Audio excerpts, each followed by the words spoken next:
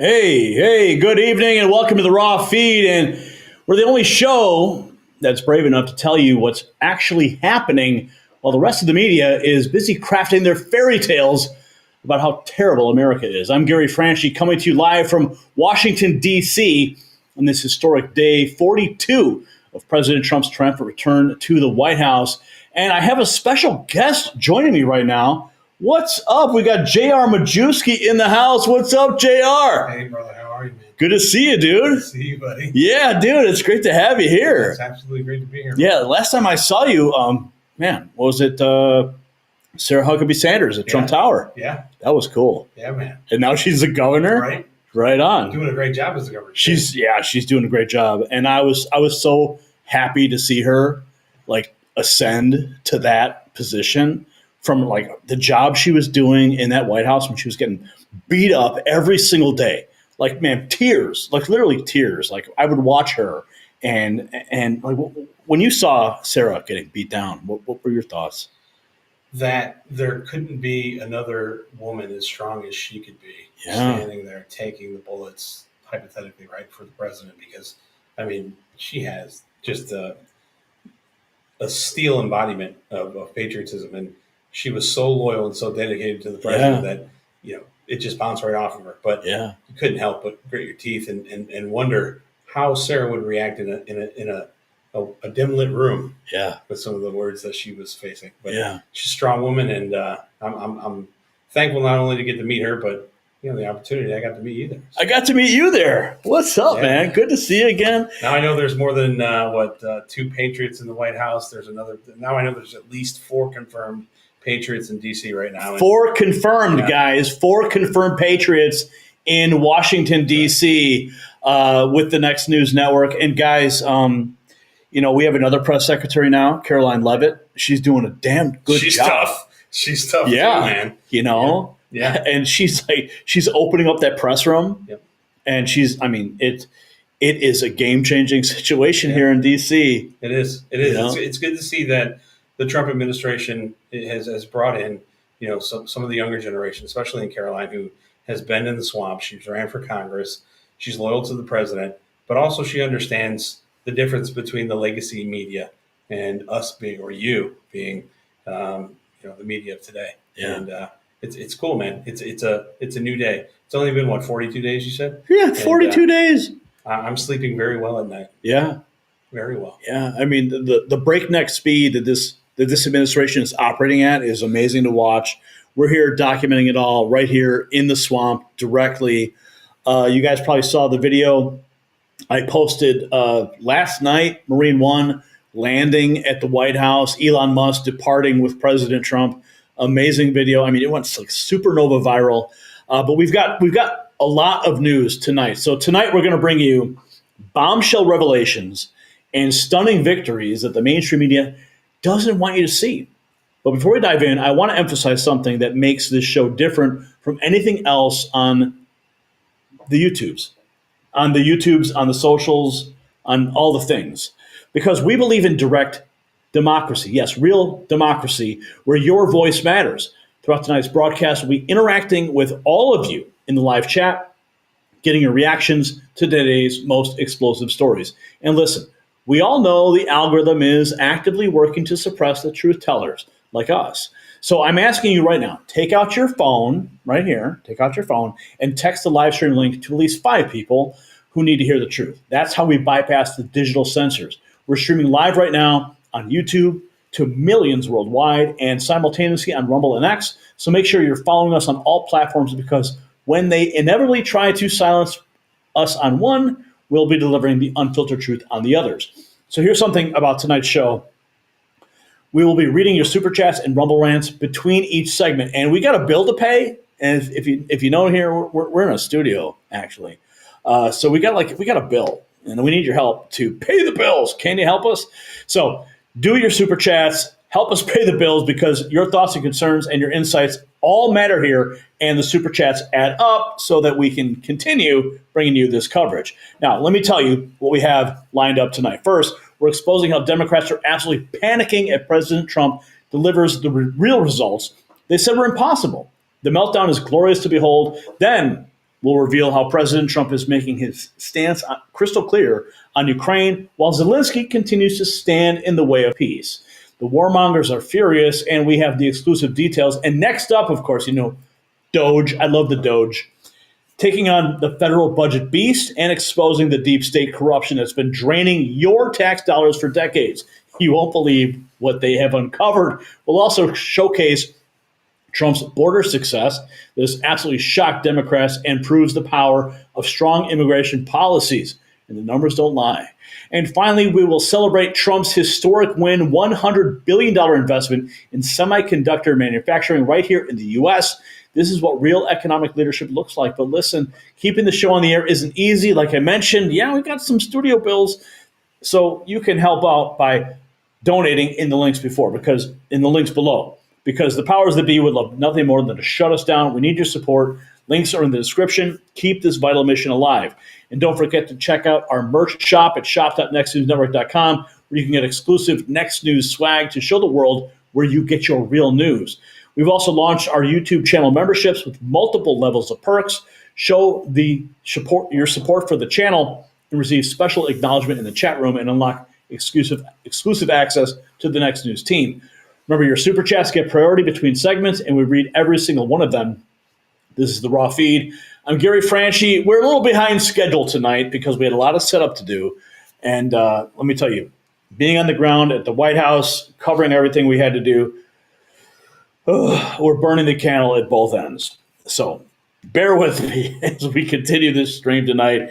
We are joined with J.R. Majusi right here. Oh, Brian, bring it up on the double. There it is. You're watching the raw feed. I'm Gary Franchi with J.R. Majusi. So let's get this show started by welcoming you to the show. Who's in the chat right now? Let's go to the chat room. Who's here? We have Duty to Rebel, DS, Indie Space, Love All. We've got Sure You wielding is it the pineapple you guys wield or something? What is it you guys, the cactus? I don't know what you guys are doing. You guys are weird. I don't know. You have like secret language in the chat that I do not want to know anything about. We got Shirley Pippin. We got Firecracker. Our Sky is Today. Fishman. I'm Happy Camperville Farm 420. We know what you're doing in that camper, Mr. Happy. We got Truthy Ruthie. Awful Workspaces. We've got Susan Mickey in Louisiana. Caroline Peterson. Who else is here? We've got JT. We've got Karen. Who else is in the house tonight? We've got our first super chat. What's up? Dropping what are you giving us tonight? What is it? Check it out. No. Oh, JD. JD's dropping $10. Let's help Gary pay the bills. Thank you, JD. Appreciate that. Going into the invoice payment tonight. We got Trad Gal who drops $5. Parrot character laying on the side. We got Rainy Day Lady already dropping $20. Thank God for President Trump. This whole world has gone crazy. But you know what? We have some sanity here in the middle of the swamp because we're here bringing you the sanity, and President Trump is executing it as well.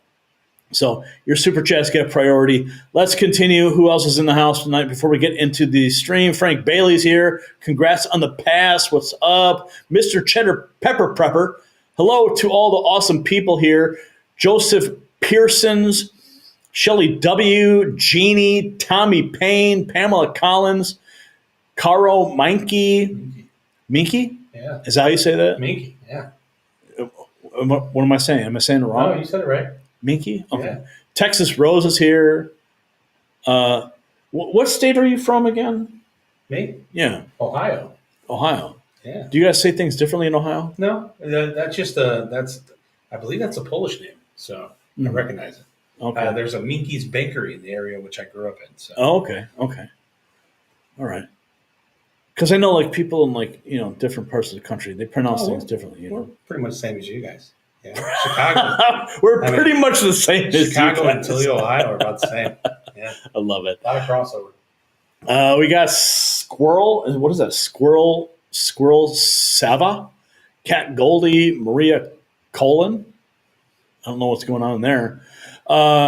Misty Meemaw. What's up, Misty Meemaw? Mary Ann and Susan. Another super chat. Come on, guys. Keep them coming. We got bills. What? Whoa. Crypto King Freddy. Wubba. Really? Really, dude? Did you really make me say that? Oh, man.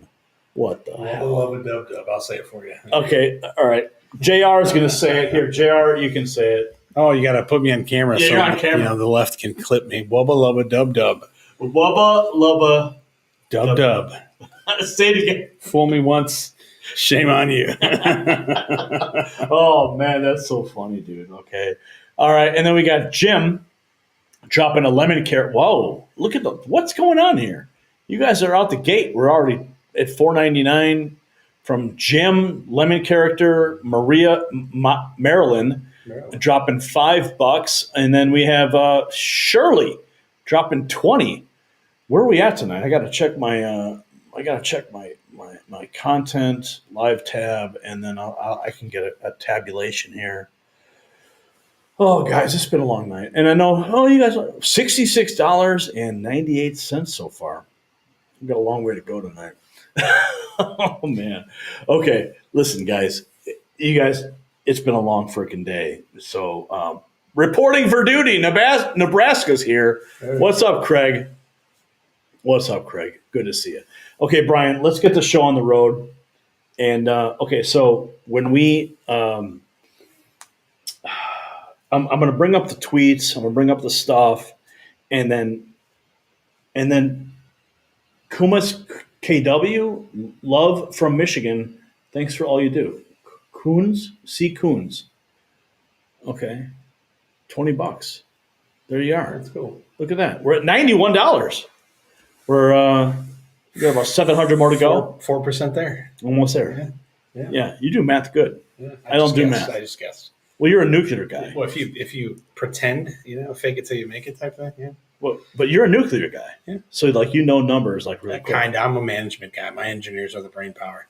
Oh, so you don't like split atoms and stuff? They do. I don't. Oh, they don't. I just make sure that they have the resources to split those atoms, and people stay out of their way. I see. I'm a linebacker or fullback.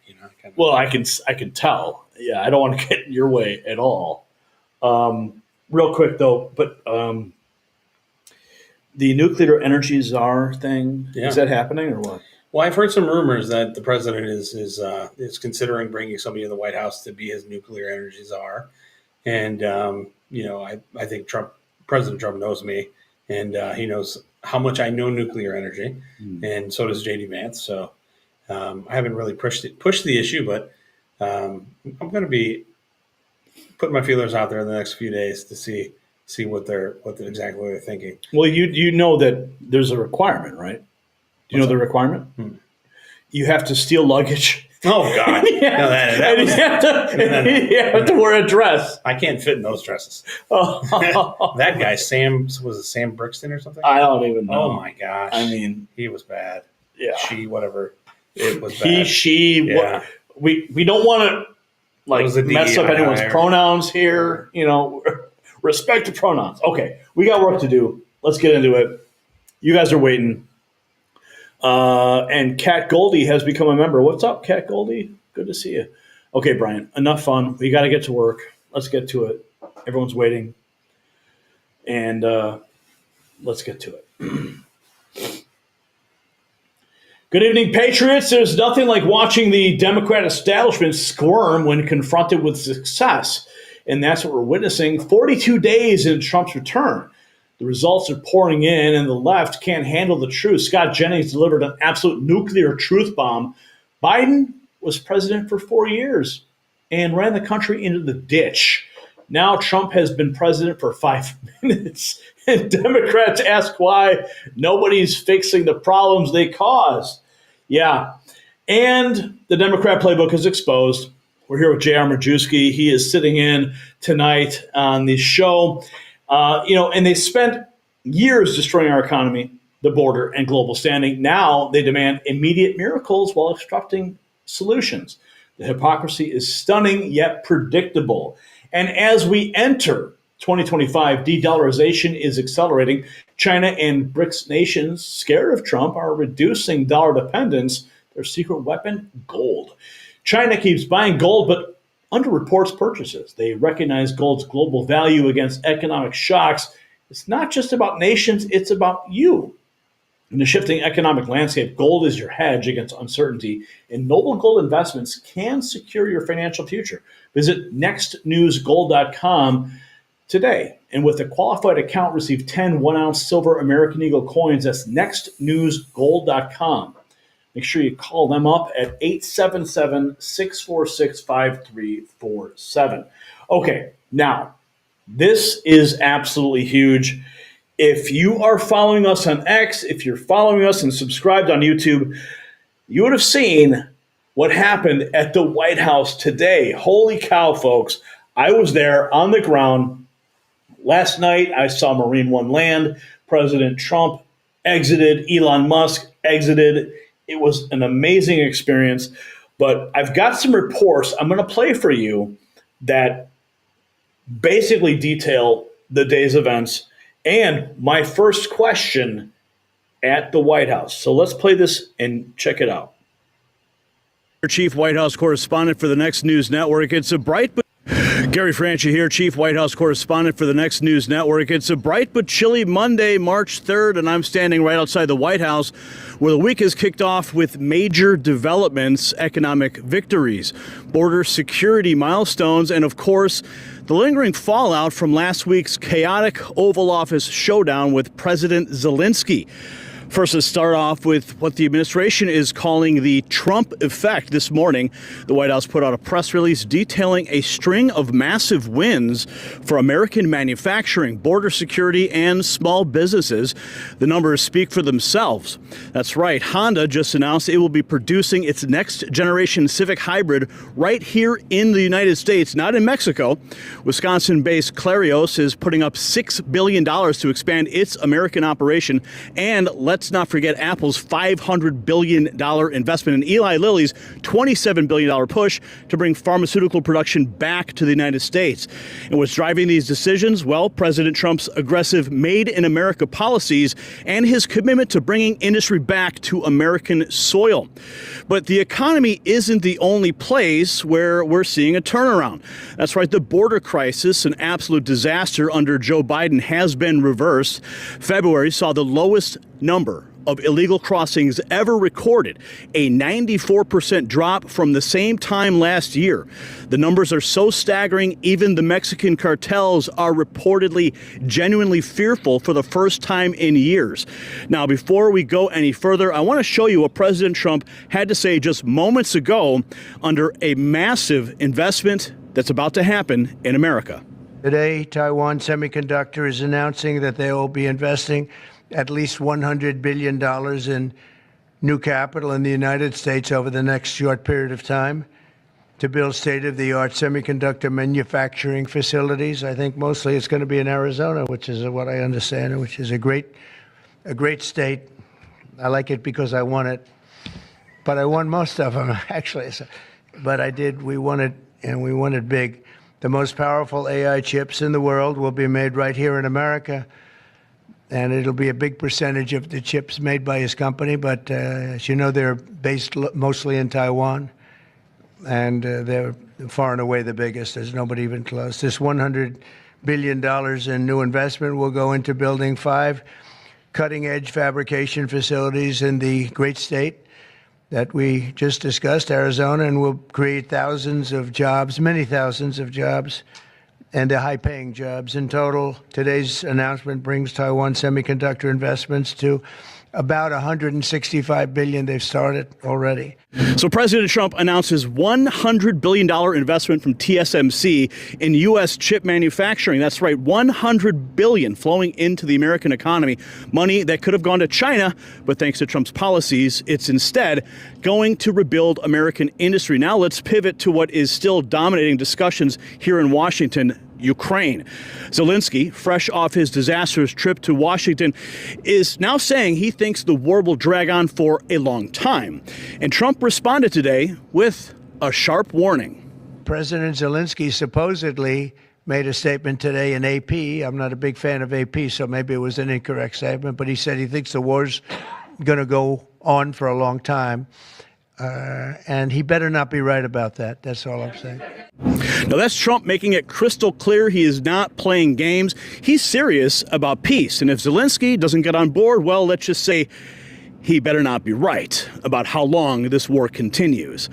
And then there's this. Reporters press Trump on exactly what he wants to see from Zelensky to restart peace negotiations. His response? One word: appreciation. What do you need to see from President Zelensky to restart these negotiations? Well, I just think he should be more appreciative, because this country has stuck with them through thick and thin. We've given them much more than Europe, and Europe should have given more than us, because, as you know, that's right there. That's the border.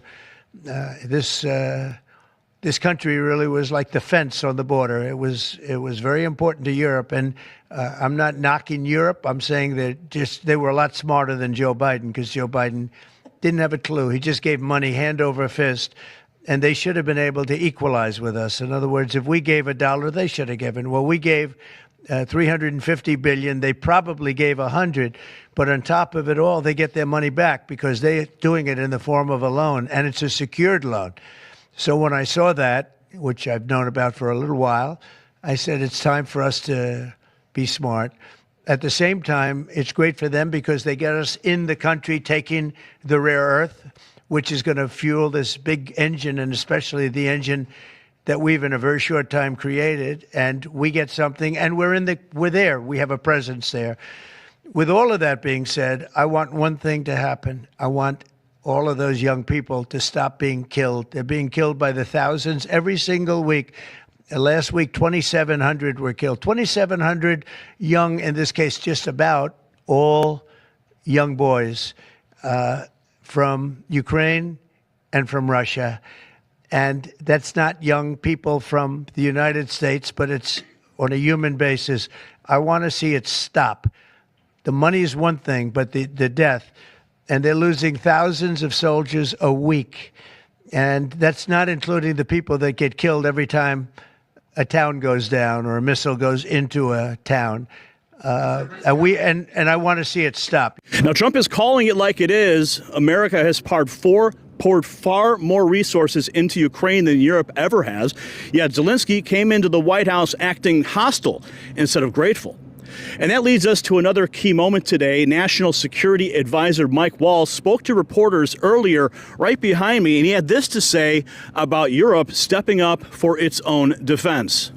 Well, we're going to have Are you going to be in that meeting? Is pausing aid on the table? But we have our national security team.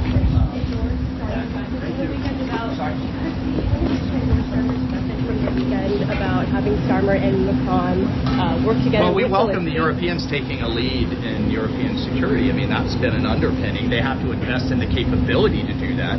They're certainly shown a will, and both Starmer and Macron showed that will last week before Friday.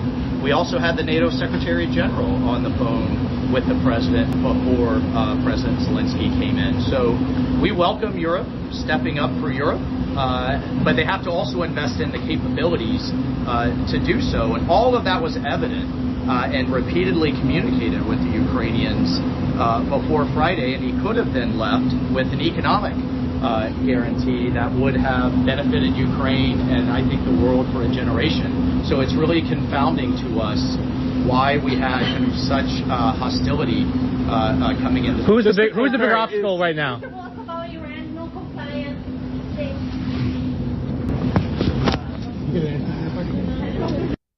Translation: the days of America's footing the bill for Europe's wars are coming to an end. And the administration made it clear to Zelensky before Friday's meeting that he had a golden opportunity to leave with an economic guarantee that would have benefited Ukraine for generations. Instead, he torched it with his bizarre outburst, and now even the Europeans are having second thoughts. So here we are. America is winning on manufacturing, winning on border security, and reasserting real leadership on the world stage. Meanwhile, Zelensky is back in Europe, scrambling to explain how he blew up his negotiations. And while the mainstream media tries to spin this as a crisis, let's be real. This is exactly what Trump promised. America first is back. For the Next News Network, I'm Gary Franchi, and stay tuned for more updates as we continue our coverage straight from the White House. Gary, what's up with that? What do you guys think? Isn't that cool? Right there outside the White House. JR, your thoughts on what we just saw? Well, I think Trump is the world's humanitarian right now. And, as the prime minister of Britain parades around and tries to entice the Trump administration into this war that we've spoke nothing on but peace. What they aren't telling you is that the American funding for Ukraine has come from taxpayer dollars. No. And from Britain, it's coming from frozen Russian assets. And, what better way to poke the bear in Vladimir Putin than doing something like that? I think Trump's the only adult in the room right now.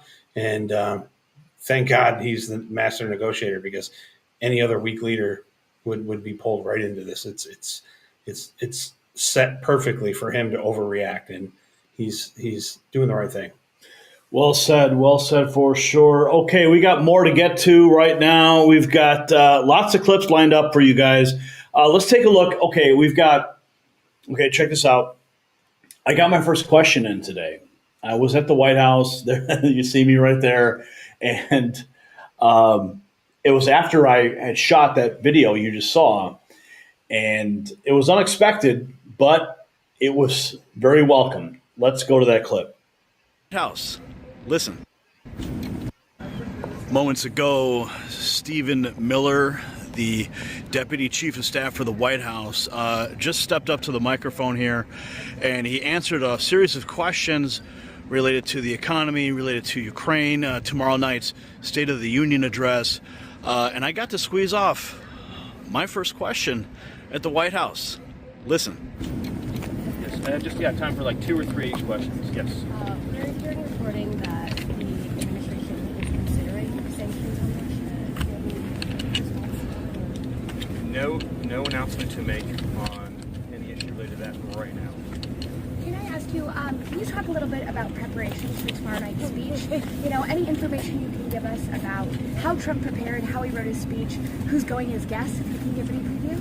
Well, all I can say is that President Trump is the greatest orator that we've ever had in the Oval Office. Every time he's done one of these addresses, Americans have been overwhelmingly, the last month of record-setting, record-breaking, unprecedented achievements and accomplishments that have made this opening to the presidency the most successful opening to any presidency that we've ever seen in American history.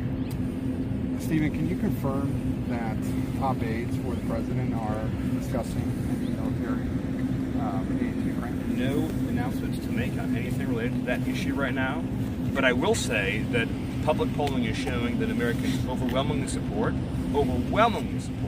President Trump's approach to the war in Ukraine and his push to have an end to the fighting, a peaceful settlement, an end to the bloodshed, and that where President Trump is where the American people are. You've seen, by contrast, the incredible underwater numbers for President Biden on Ukraine and the policy of forever war. So once again, President Trump is leading with strength and leading with purpose and vision, and the American people overwhelmingly support his position. Stephen, President Putin has expressed interest in cutting a mineral deal with President Trump in the United States.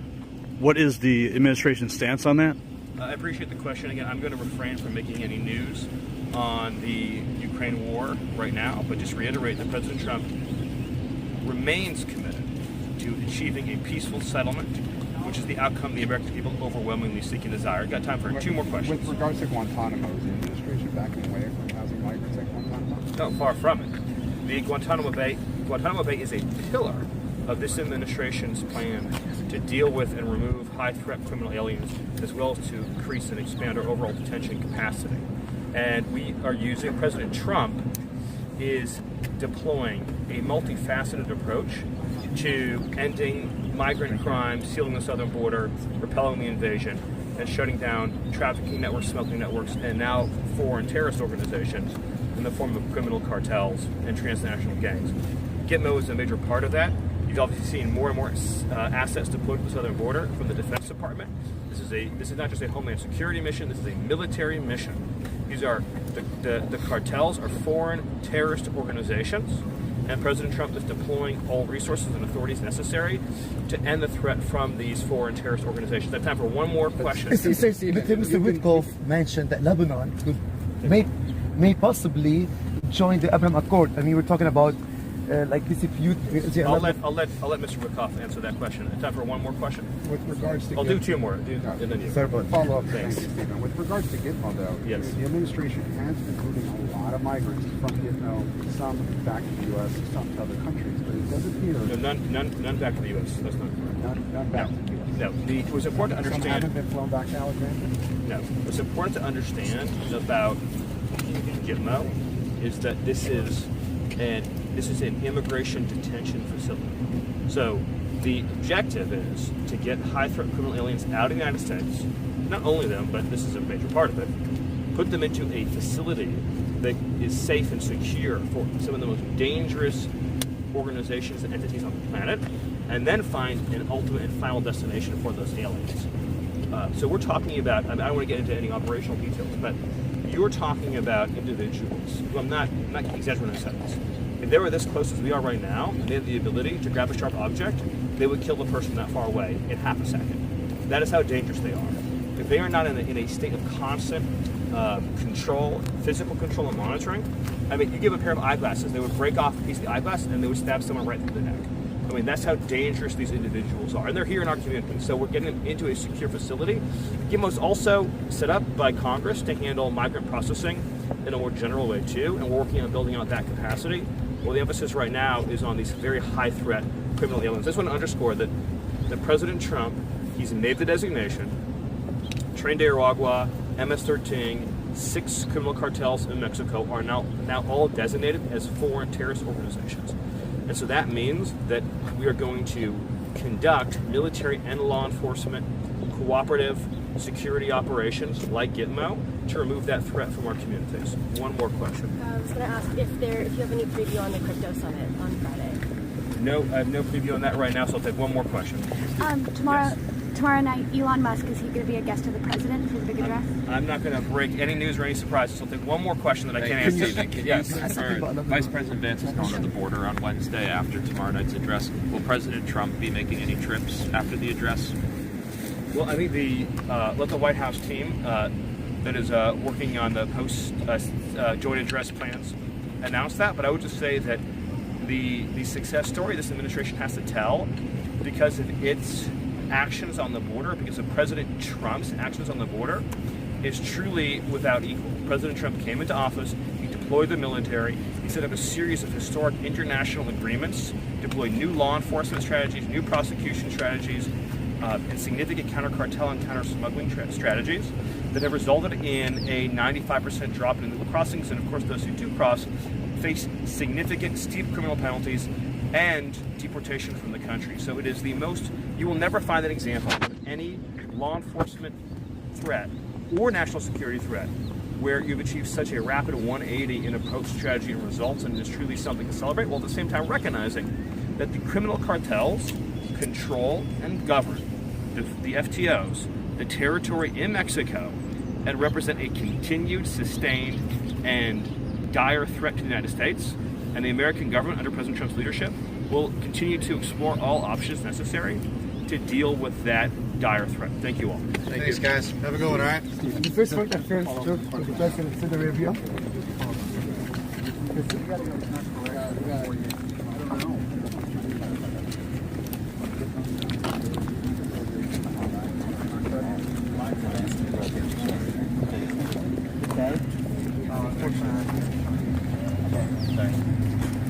Yeah, man.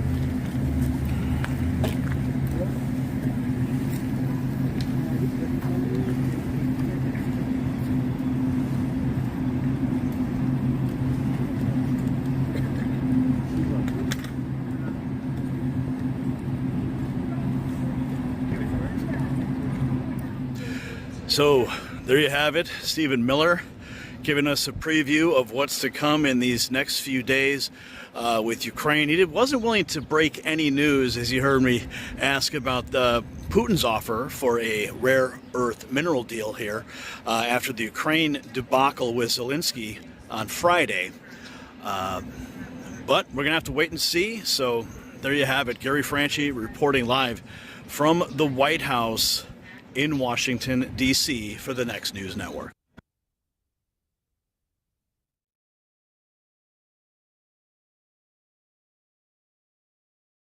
That was yours truly right there at the White House. Unbelievable moment. Holy cow. We just got a $200 super chat. Whoa. That was unexpected at this moment. But holy cow. Pamela Garner, longtime watcher. POTUS is not putting up with the BS. Zen treated us, U.S. President VP, with disrespect. Get out of NATO. DS, CIA warmongers. Congress needs to answer for the BS proxy war. Our money. Has Zen visited California, North Carolina, Tennessee, Georgia, Florida, asking the VP, have you been to Ukraine? Kiss my ass. Wow.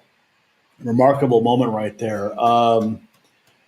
Yeah, so JR, real quick, what are your thoughts?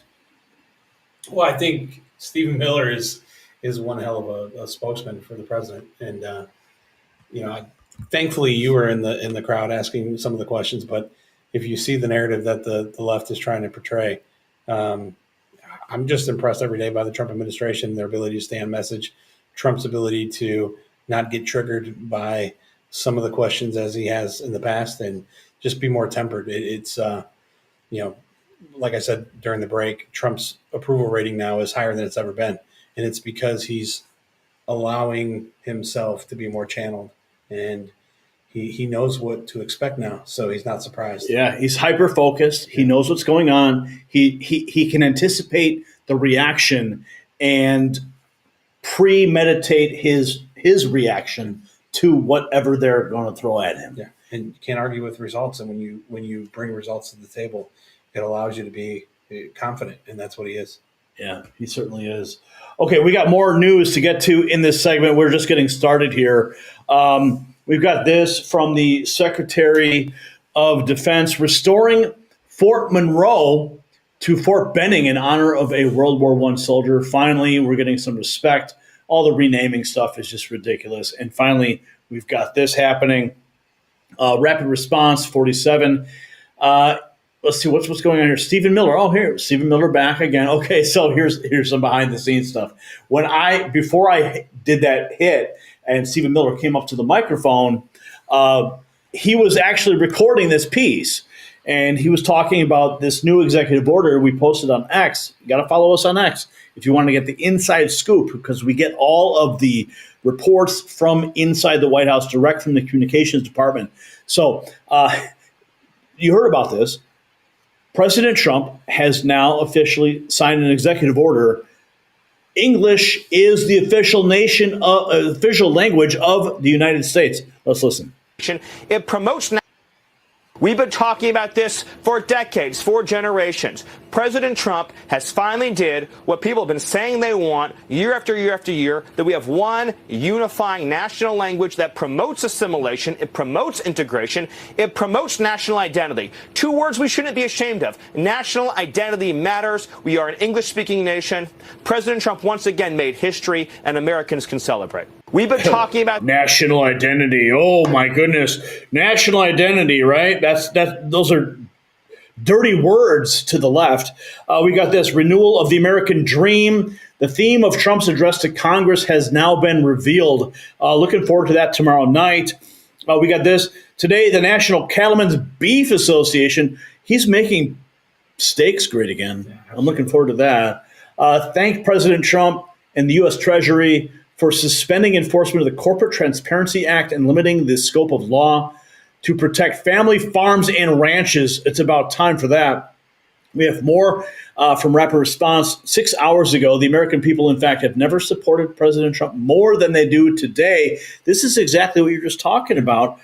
This is Caroline Levitt. She's talking with Fox Business. Let's listen in. Office, and you'll hear him. The American people, in fact, have never supported President Trump more than they do today. Every single one of his policies, when you go down the list, to your point, the vast majority of Americans support those policies. You look at the recent polling that showed from Harvard-Harris that showed 77% of Americans support a full investigation into the waste, fraud, and abuse that our federal government has been spending their hard-earned tax dollars on. So President Trump has his finger on the pulse of the American public. He knows what they elected him to do, and he's committed to doing it. Just look at his first month in office, and you'll hear him talk about that in his joint address to Congress tomorrow night. All of the accomplishments across the board, from bringing foreign investments back here to America to create good-paying jobs.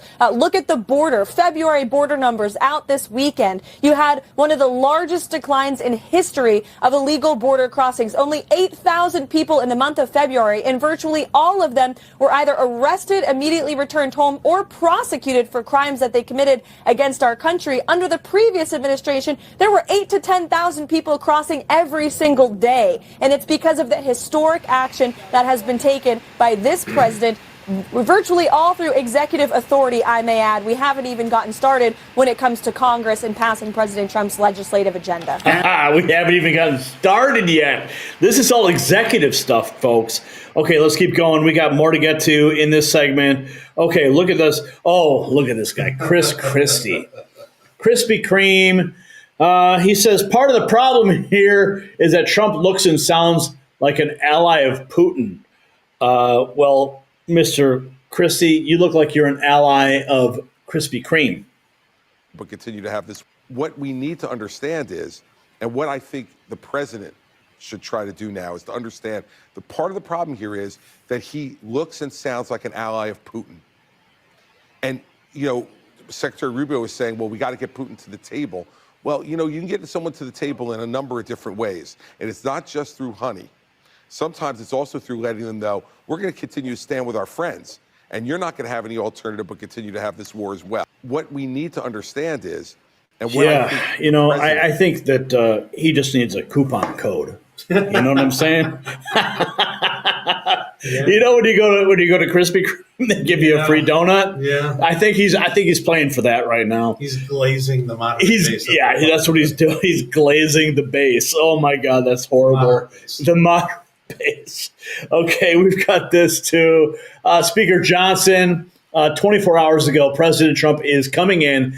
A triumphant return to Congress. Let's listen in. This is from Fox Business. Let's check it out. So much. President Trump is coming in a triumphant return to Congress to address us as the president once again. And in the first month of office, he has accomplished so much that it could fill 3 hours. I suspect he'll speak in a shorter time frame than that. But, Maria, there's so much to relay. Normally, at this point in a president's term, a new president's term, they would not deliver a State of the Union. It would be just simply a joint address as it's entitled. But in this case, it actually will be more like a State of the Union address because President Trump has such a long series of victories, things that he has done, promises he has kept, and it is putting America back on a strong footing, and we can't wait to welcome him back to the chamber. Oh, I'm looking forward to it. Tomorrow night's going to be epic. Oh, and we've got this from Benjamin Netanyahu 24 hours ago, thanking President Donald Trump. Let's listen. Donald Trump. I want to thank President Trump for his unwavering support for Israel. During my recent visit to Washington, I said that Donald Trump is the greatest friend that Israel has ever had in the White House. And President Trump shows that friendship each and every day. He has shown it through his visionary plan for Gaza. This is a plan which Israel fully supports. He's shown it by sending us all the munitions that were being held up. This way, he's giving Israel the tools we need to finish the job against Iran's terror axis. And he has shown it by fully backing Israel and putting the pressure to release the hostages where it truly belongs, on Hamas. Israel has accepted President Trump's envoy, Steve Witkoff's plan to extend the temporary ceasefire by 50 days. During that time, we can discuss the conditions for a permanent ceasefire that will end the war in Gaza. In Witkoff's plan, half of the hostages would be released right away, and the remaining half would be released if we reach an agreement on a permanent ceasefire. Again, Israel has accepted this plan. I accepted this plan. But so far, Hamas has rejected it. Hamas had also put forward positions for a permanent ceasefire that are totally unacceptable. Israel has decided to stop letting goods and supplies into Gaza, something we've done for the past 42 days. We've done that because Hamas steals the supplies and prevents the people of Gaza from getting them. It uses these supplies to finance its terror machine, which is aimed directly at Israel and our civilians. And this we cannot accept. We will take... Cannot accept it at all. And we've got more from POTUS Day. What's happening? My goodness, it's like a whirlwind, like trying to keep track of everything. President Trump is moving at such a pace, we can't even keep up with it. We got this from Mario Nafal. 69x minutes, Aaron's take. Wokeness isn't caring, it's virtue signaling. Jane tells the masses that woke just means you give a damn about people. No, Jane, it doesn't. It means you pretend to care in a way you think will garner favor amongst your target audience. This is the new show on X that Elon Musk has said he's going to support. What else have we got here? Okay, looks like, Scott Jennings, of course. We love Scott Jennings here at Next News. He's like the canary in the coal mine over there as that whole corporate propaganda machine like just continues to collapse. And I do want to ask JR before we go to this clip. Watching Scott and seeing him go into those things day after day. What is your take? He's a brave dude, and it takes a lot to be a pit bull in that backyard. But I would just say he's probably not getting a year-end bonus. But he's doing a hell of a job. Scott's been a pretty solid America First type Republican for a number of years. I never knew that Scott had this in him. Yeah. I mean, I knew he was an America First guy, you know what I mean? Yeah. But it was all in writing. But to hear it out of his mouth, see how he fights back the mob. Well, let's see how he fights back right now. Let's play the clip. Potential government shutdown that will only hurt the American people. It's amazing to me, by the way, we're having this debate because Joe Biden was president for 4 years and ran the country off into the ditch, and that's why Kamala Harris lost the election. And now Donald Trump's been president for about 5 minutes, and Democrats are like, well, my gosh, why isn't somebody fixing all the problems we caused? I just don't think voters are that silly, really. I mean, I think they take a longer view of this. His report card will ultimately come in the midterms, which isn't until next year. Until then, he's got to get the Republicans in Congress to come along with him on this reconciliation plan, on extending and making permanent the tax cuts. And then the American people are going to give it a chance to work. But the guy took office in January, and he's trying to unravel a mess that was 4 years in the making. I think he's got a little more leash than maybe you're giving him credit for. A little more leash. How about a little more rope for them? Because that's all they keep doing is, what they do. Okay, what else have we got here? We got Scott Jennings. Okay, we've got this too. Here's Scott Jennings dropping a truth bomb. Devoid darkens. Scott Jennings drops a truth bomb when he responds to the CNN poll. Shows President Trump has 48% approval rating. This is what you were just talking about. Yeah? Yeah. It came across my feed in the little groups that I'm in this morning. So I was pretty excited about that. All right, let's check this out. Priorities. CBS's new poll shows 66% of people don't think he's doing enough to lower prices. It was similar in the CNN polling. How can he turn that around? Wait a second. How can he turn this around? Wait, okay. He's only been in office for how long? Yeah. Like, what, did they expect the economy is just going to flip like a coin? Right. That's what Scott was alluding to when he said, the Democrats are screaming, how about you fix all the problems we created? But if you look at the poll, it's somewhat of a push poll. But, at the end of the day, right, the overarching message is people admire Trump more than they ever have. And he's doing what he said he would do. And that's what the American public wants. We want honesty, integrity, no corruption, no bullshit. What are you going to do? How are you going to do it? And let's hold you accountable. Well, and there's optimism. Yeah. The optimism comes before him, so people are already like, okay, this is great. We have faith in what's about to happen, so they're investing in the economy, but it's not reflected in the numbers immediately. It's got to catch up. So let's hear Scott Jennings' response on this. Well, number one, I think his job approval overall is actually pretty good when you look at where Joe Biden left office and you look at where congressional Democrats are. In the Quinnipiac survey last week, they were sitting at 21% approval. So as a matter of public opinion, Donald Trump is more popular than any Democrat in the country right now. On his priorities, I do think he needs to focus in this speech on Tuesday on exactly what his executive orders did on the economy and what he is doing with that Congress on this reconciliation bill. They've not really passed his one big beautiful bill yet, which is going to contain all of his legislative priorities, from extending the tax cuts to major changes in our national energy policy, which I think is actually the fastest way he can bring down prices. So I am expecting, Jessica, a big portion of this speech to be telling those Republicans, you got to come with me and we've got to pass this agenda together. One other thing, immigration is going quite well for Donald Trump. His taking office has effectively closed the border. I'd also expect on Tuesday to him focus on that major success. I mean, we're having barely any border encounters at all now because people are not coming here because we have a new president who's quite serious about eliminating illegal immigration. But yes, Tuesday night, a lot of economy talk, maybe a lot of talk about what kind of shape the economy was in when he took over. And, it's only been, a few weeks since he took office. So maybe asking for a little dispensation for the American people to unravel a mess that Joe Biden left behind. Yeah, give the guy a break already, would you please? Okay, give the guy some time. The economy's going to catch up. Your gas prices are going to go down, and everyone's going to be happy about it. But the Democrats will always find a way to complain about it. Okay, what else have we got here? More from this is, I guess, Devoy Darkins. I'm not even going to attempt to pronounce Zichoki. Well, not going to say that one. Gets reminded by Scott Jennings, who makes a name like that? Yeah, I don't know. What is that? Asian? God bless him. Anyway, Scott Jennings. Okay, he reminds Scott Jennings that no matter what the CNN poll, whatever, let's just play the clip. That's not good news. There is a CNN poll that just came out this morning that talks Well, about. I don't think she's CNN Asian, poll. dude. But she's not Asian, bro. No. Definitely not.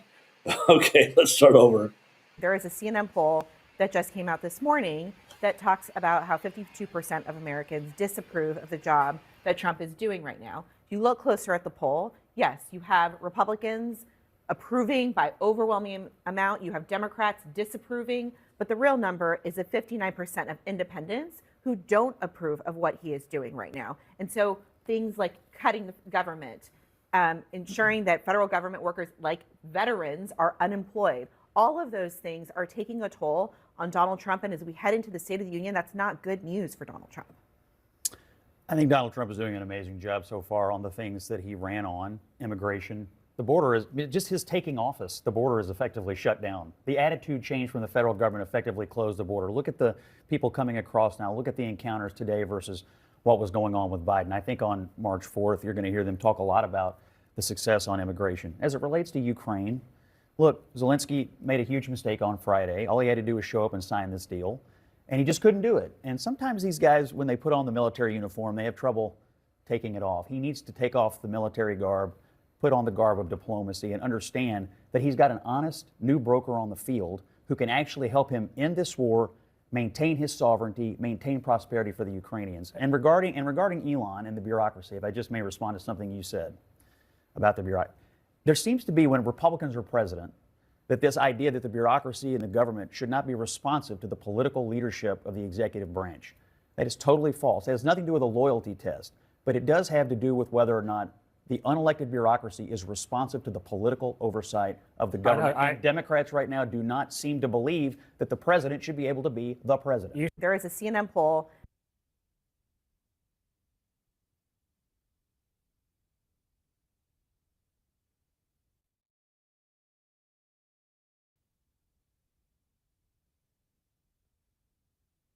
Oh, I'm sorry, I was muted. Okay. Scott Jennings bringing the truth to the American people. JR, what are your thoughts real quick on what we just saw there?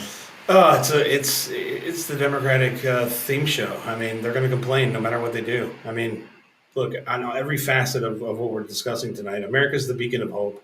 Why would we not want our president to emulate that? This guy's been lambasted in the media. He's been, his home has been raided. Everything that Trump has ever done has been scrutinized to the ninth degree. And the American people are finally seeing what we've known. And we fought pretty damn hard over these past 6 years, right? And it feels really good to know that us, your audience, we've created this safe space for all of these people to flock to the America First movement. Yeah. And we should welcome them and be thankful that President Trump finally has the podium and the landscape to show the American public the true guy that he is, the guy that we love, the guy that we've fought so hard for. And I couldn't be happier for the man. And I love the fact that Scott's tearing these guys a new rear, because they deserve it. As articulate as Scott is, you gotta admit though, it's pretty easy to sit on in a room full of weirdos and just speak with common sense. Right? Well, speaking of weirdos, we've got something to present here. I don't know, what are we seeing here? This is kind of scary. I don't know what this is. I meme, therefore I am posted this. Unhinged Democrats have launched a new TikTok trend. Oh, a new TikTok trend. Oh, look at these people freaking out. Okay, I'm going to play the clip in a second, but JR, look at their eyes, JR. Yeah, they're nuts, man. What's going on with these people? I mean, just if you see the numbers, right? 87, I think it was 87-46. Yeah, I mean, this is I believe it's police code for. Yeah. It's a police code, right? Yeah. Disgusting. Okay, well, we're gonna have to subject you guys so you hear what we're seeing. Let's go. Definitely. So now we're screaming out 8647. I know. So we have a new version of Let's Go Brandon. 8647. Enough said. Okay, so we're saying 8647 now? That's like the new thing. If you know, you know. I like it. 8647. 8647. Yeah, let's do that. Good morning. Oh my God. Breathe in the happiness. Breathe out the bullshit. And don't forget, hopefully we'll get together and get it all done. And 8647. Peace. Hi, friends. So apparently now we are chanting 8647. If you know, you know. I spent 7 years as a waitress, so I know what 8647 is. Wait a second. Are those table numbers? You're a waitress? Those are the table numbers you had to serve your food to? I mean, what are we talking about? 8647? Come on.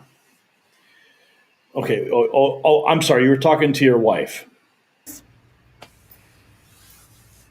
My wife, who is a kitchen manager, who's probably spent 10 years in the kitchen, if not more, definitely knows what 8647 is. Well, if there's one thing us men like, is a wife in the kitchen. Am I right, guys? Am I right? What's up with that, right? Let's keep going. If you know, you know. If you know, you know, right? 47, 86, 47, 86, 47. 86 the VP while we're at it. Yeah, I'm more about 69, 24/7. But hey, that's just me talking here. Okay, so there you go. I guess in restaurant code, 86 means throw the trash out. Throw the trash out? Is that what that means? That's what I just Googled. Oh, you Googled that? Yeah. Okay. So 86 is like restaurant code. I mean, look, are they working at a restaurant? No, they're sitting at home collecting tax benefits. And if there's one thing, Gary, that nature tells us is that bright colors express danger, right? You don't have any dark colored lizards that are poisonous. They're always pink. Right? Yeah. So when you see bright pink liberals talking about Donald Trump, it's like danger, danger. I think I need to invest I need to invest in a new hair dye, like a stock, because they are going to be dyeing their hair out of control, And I think we can make some money on that. What do you think? I think Trump should move to remove hair dye as an approved purchase from the EBT cards. And maybe we'll see less. That's good. Yeah, that's good, dude. That is good. Okay, we got more to get to. Oh my goodness! Wow, that was a fireball clip that Todd picked for us tonight. Okay, okay. Let's see. Oh, what is this? Okay. Look, we're gonna play it. This is throwback. Of course, we've played this before, but this is Chuck Schumer laying out his threat. I don't know, but he's taking these shots, this antagonism, this taunting to the intelligence community. You take on the intelligence community, they have 6 ways from Sunday at getting back at you. So even for a practical, supposedly hard-nosed businessman, he's being really dumb to do this. What do you think the intelligence community would do if they were motivated? I don't know, but from what I am told, they are very upset with how he has treated them and talked about them. And we need the intelligence community. We don't know what's going on. Look at the Russian hacking. But he's taking... Okay, JR, when you see that clip, that throwback clip from Schumer, in the context of today, what does it tell you? What does it tell you?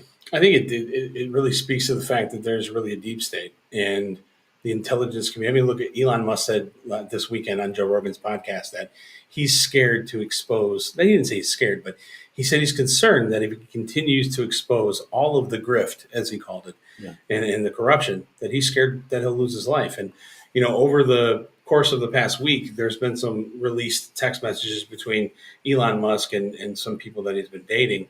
And in those text messages, he said, I can't stay here for too long. And the person was like, well, why? So we have to continuously move.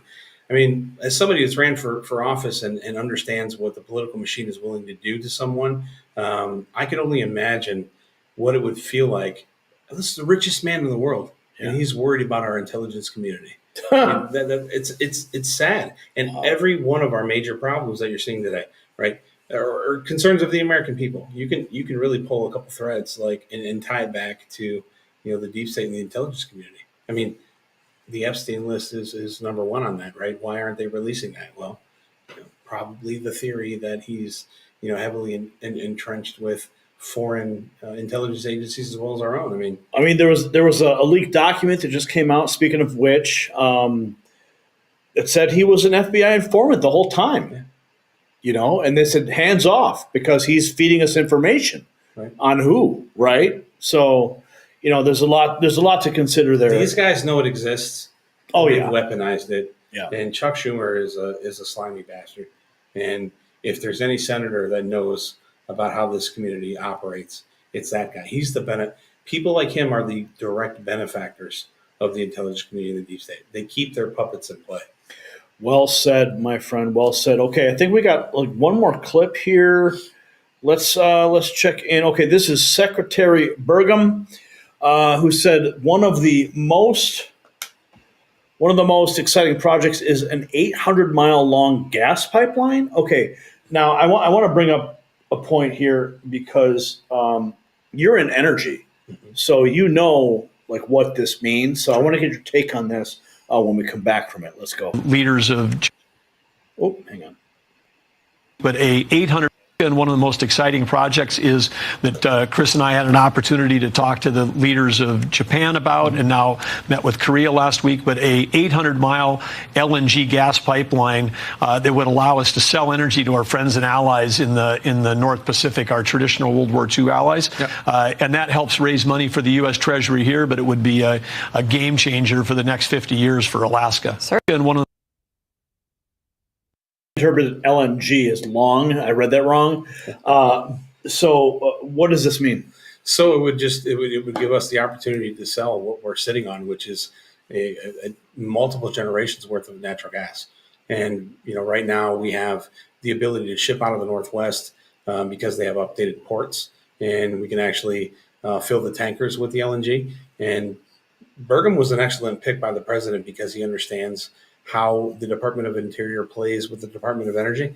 And Chris Wright, having his energy background, complements that, because Burgum could have been the Secretary of Energy very easily. But Trump has, a great understanding of the richness we're sitting on in LNG, and he wants to get it out the market. This is how Russia reduced their debt over the past 10, 15 years, which is selling LNG, and we have way more than they ever did. Speaking of energy, there was a story over the weekend about refueling our ships abroad. Did you hear about that? Yeah. And the company said they were going to continue. Any insight? Well, I mean, I think there was it was a matter of semantics. The news media reported that a foreign nation refused to refuel a Navy nuclear vessel, and the reality is you don't refuel the nuclear vessel. Yeah, I'm like, that's what I thought. I'm like, but it was their diesel generators, which they use for backup. Right? Yeah, I'm like, who refuels nuclear? What are you gonna put plutonium? What is this like? You're gonna open up Mr. Fusion? You're gonna drop some banana peels in there? Like, what is this? They're refueled, but in a highly protected environment, and that usually happens right around here in Annapolis. But it was just a matter of look. That goes back to what Trump is trying to bring to the national stage, which is an understanding of how power goes from the reactor or the turbine to the grid to your light switch. Most people just don't understand. You don't refuel a nuclear reactor. I mean, you do, but yeah, it's a matter of wordplay. Wow, it's so cool having you here to like break this down, because this is stuff like way over my pay grade. Look, I'm a news guy on YouTube, and nuclear power is the way to go. I got JR Majusi here, who understands energy, and he could be our next nuclear energy czar. And I have to get you the clip of Donald Trump saying, "JR Majusi is the greatest nuclear guy I've ever met in my life. He's just so." Well, he endorsed you. Yeah. He endorsed your candidacy. He also, real quick before we exit out of this, tell everybody what you did with your lawn and all the viral stuff that happened there. Well, make it brief. I was the guy. So in 2020, I lost a bet. My wife and I supported a military organization that helped wounded veterans, and I lost this bet, and I painted the Trump 2020 logo on my piece of property about the size of an NFL football field right on Lake Erie. And I was noticed by Pete Hegseth. He brought me on Fox and Friends. And as the story goes, Mike Huckabee was on the segment after me. He got the clip, sent it to Sarah Huckabee Sanders. She sent it to the president. And about 30 minutes after I was on the news, I got the phone call from President Trump. And shortly thereafter. Wait, he called you? He called me. Yeah, really? He said, "JR, your yard's so great. I want to come over and see it." Yada yada. And then I painted this lawn. Wait, hang on. Sure. You get a phone call from President Trump. Yes, multiple calls. And you're like, yeah, hello. Like, how does that happen? I can't say in words what I said. It's probably too bad for YouTube. Yeah. And at first I didn't believe it. I thought it was a joke. I thought it was Sean Farish pranking me or something. And but it was him. And he said, "Your favorite president?" And we talked, and and then I got to know the president, and then I decided to run for Congress, and he endorsed my candidacy for Congress, and I ran against the chairwoman of the Ukrainian caucus, the longest standing member of Congress, Marcy Kaptur. You've probably seen her in the news standing up for her little boyfriend, Vladimir Zelensky. But the president endorsed my candidacy. I ultimately lost because of a smear campaign. You can't be too dangerous and get elected. But that smear campaign was reversed, and you were vindicated.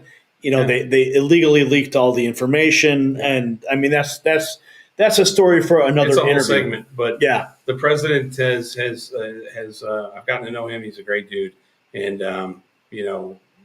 there's so many off take stories that I could tell you about him, but he's everything you think. And I've told him before. He said, "What are you going to tell people when they ask you about me?" And I said, "Well, I'm going to tell them you're a great guy." And then I don't know how it got to this, but it was tell them I'm everything they believe in times 1776. That's your president.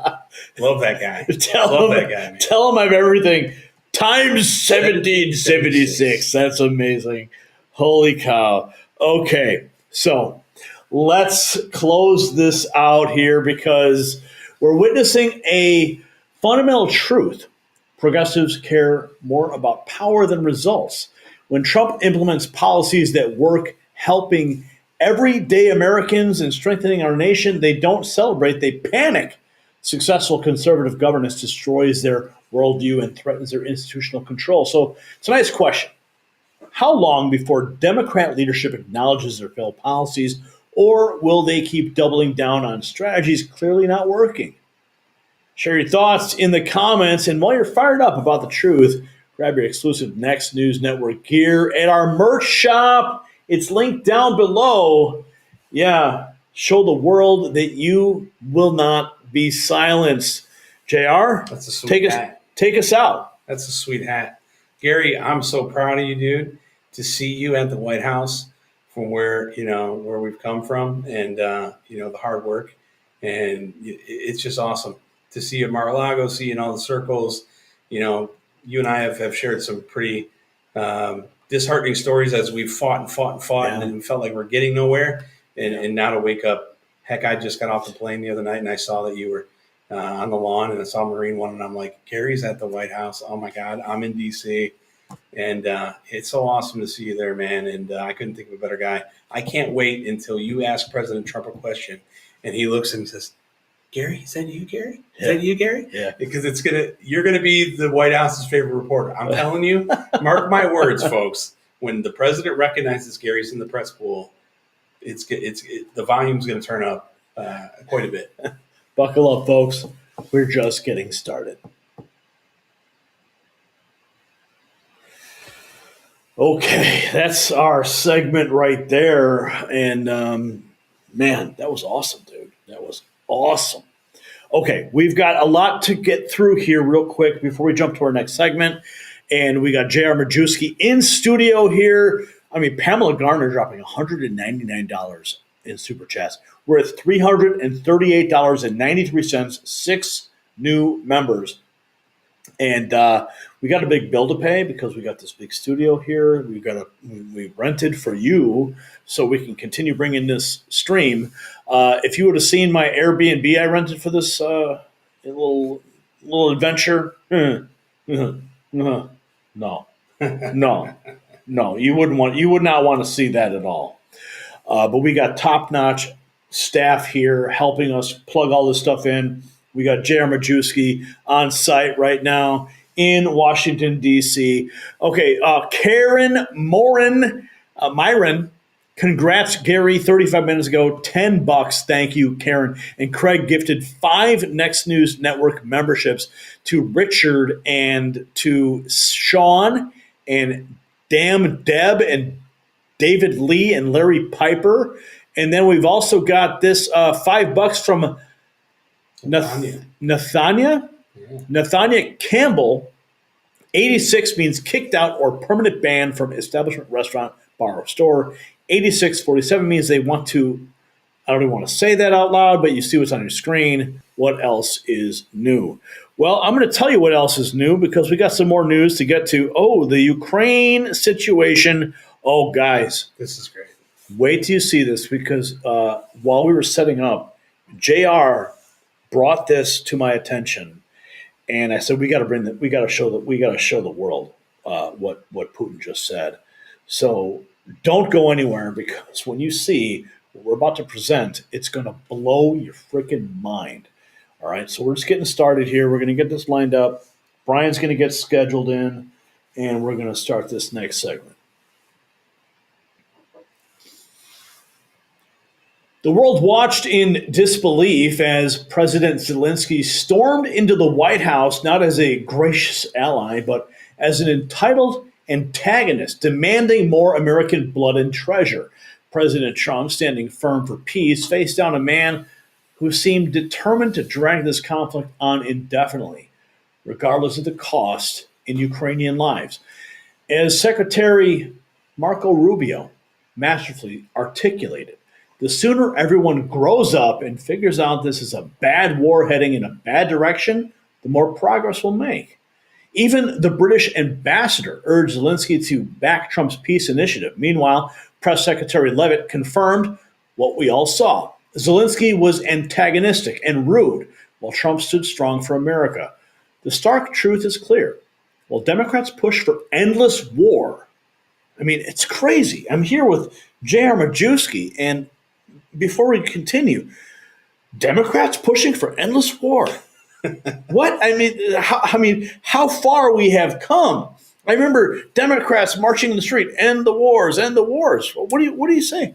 I think it's warmongers got a warmonger, right? They know where they've gotten us, and it goes back to the FDR days, right? They believe that war will improve the economy, but at the end of the day, all it does is fatten the pockets of those that are corrupt. But I got to say, J.D. Vance, my brother from Ohio, love J.D. Vance, good friend of mine. He's about that life, isn't he? Yeah, the way he went after Zelensky, man. Oh, dude, he didn't hold back. He's like, life. You're disrespecting. Yes. I'm like, yeah, let's go. And the way that him and Trump it was just a handoff. That like they handled that conversation. Oh, yeah. It was a tactic. You swear they're best friends. Yeah. Like, JD's awesome, dude. Awesome, man. And proud of that guy. So Trump is standing alone and fighting for peace. And let me tell you this. Science has revealed a secret power against aging. A groundbreaking 2024 study shows daily collagen significantly reduces wrinkles, improves skin firmness, but not all collagen is created equal. This premium multi-collagen formula contains 5 essential types from 4 pure sources, delivering superior skin benefits with hydrolyzed peptides for maximum absorption. It's non-GMO, and of course, RFK Jr. would love that. It's preservative-free and blends perfectly into every beverage. Order today at healthwithgary.com and receive 51% off, plus free bonuses, VIP coaching, a skin health ebook, free shipping, and a 60-day guarantee. Each purchase provides meals to hungry children through nokidhungry.org. So visit healthwithgary.com, and your skin deserves the best. Okay, let's get into this. We've got this clip here. This is what JR brought to the studio tonight. Wait till you see this. Okay, check this out. Okay, this is Putin. Putin mocking Europe. And when he brought it to my attention, I was shocked that he said this. And we ran it through a translation system because I don't want to subject you guys to the Russian language. So we ran it through a translator, and well, listen for yourself. Will happen soon. Sit at the master's. Trump, with his character and persistence, will set things straight quickly. You'll see. It'll happen soon. And they'll all sit at the master's feet, wagging their tails. Everything will fall into place. Trump, with his character and persistence, will set things straight quickly. You'll see. It'll happen soon. And they'll all sit at the master's feet, wagging their tails.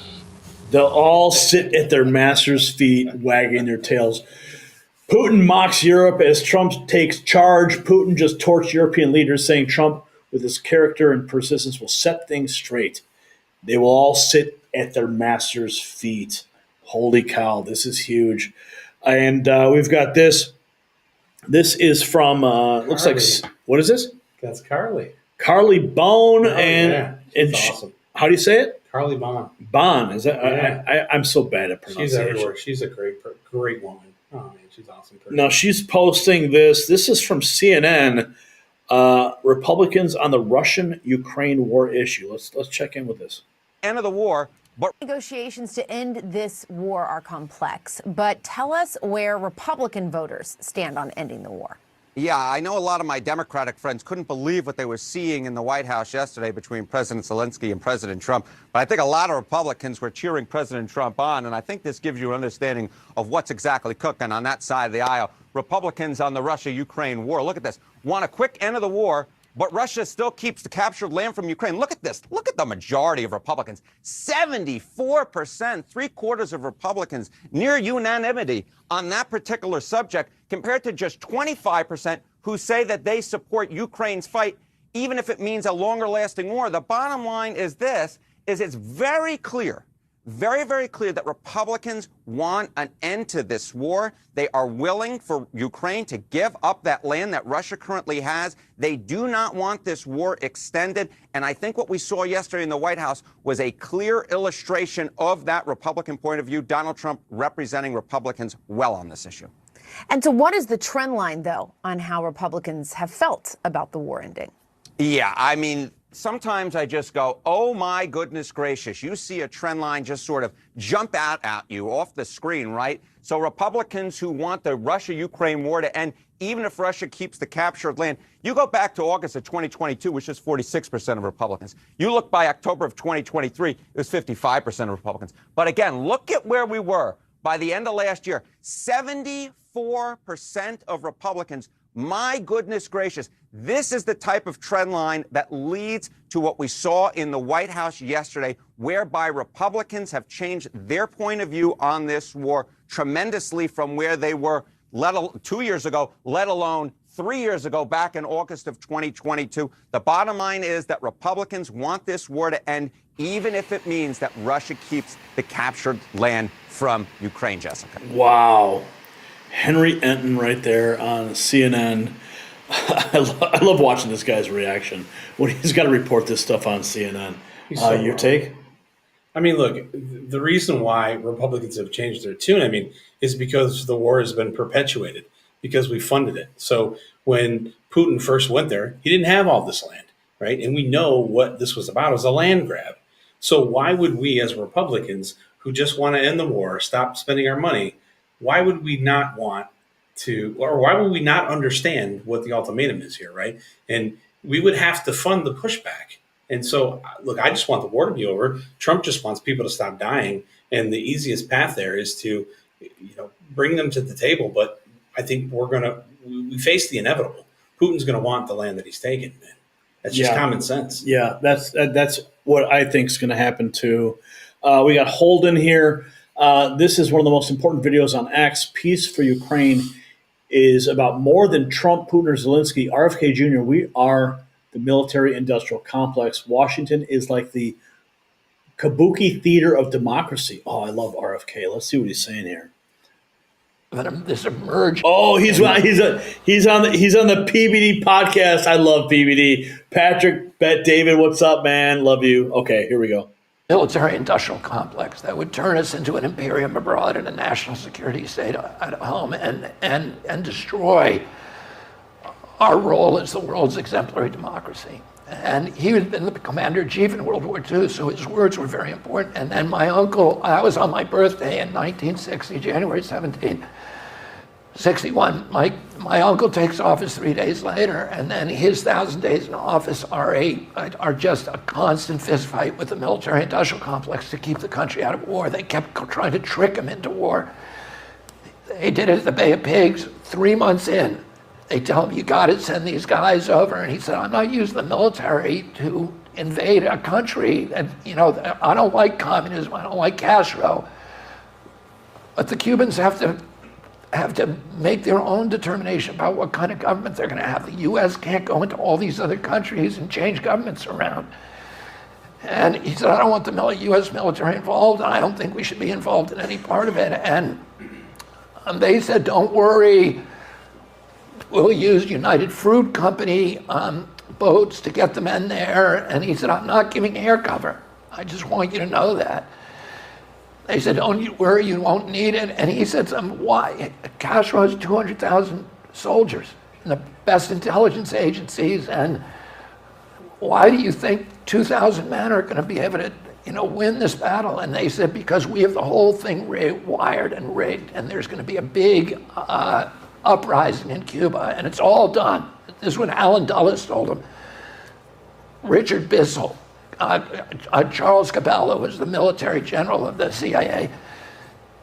He suspected that, but he couldn't believe they just lying to him.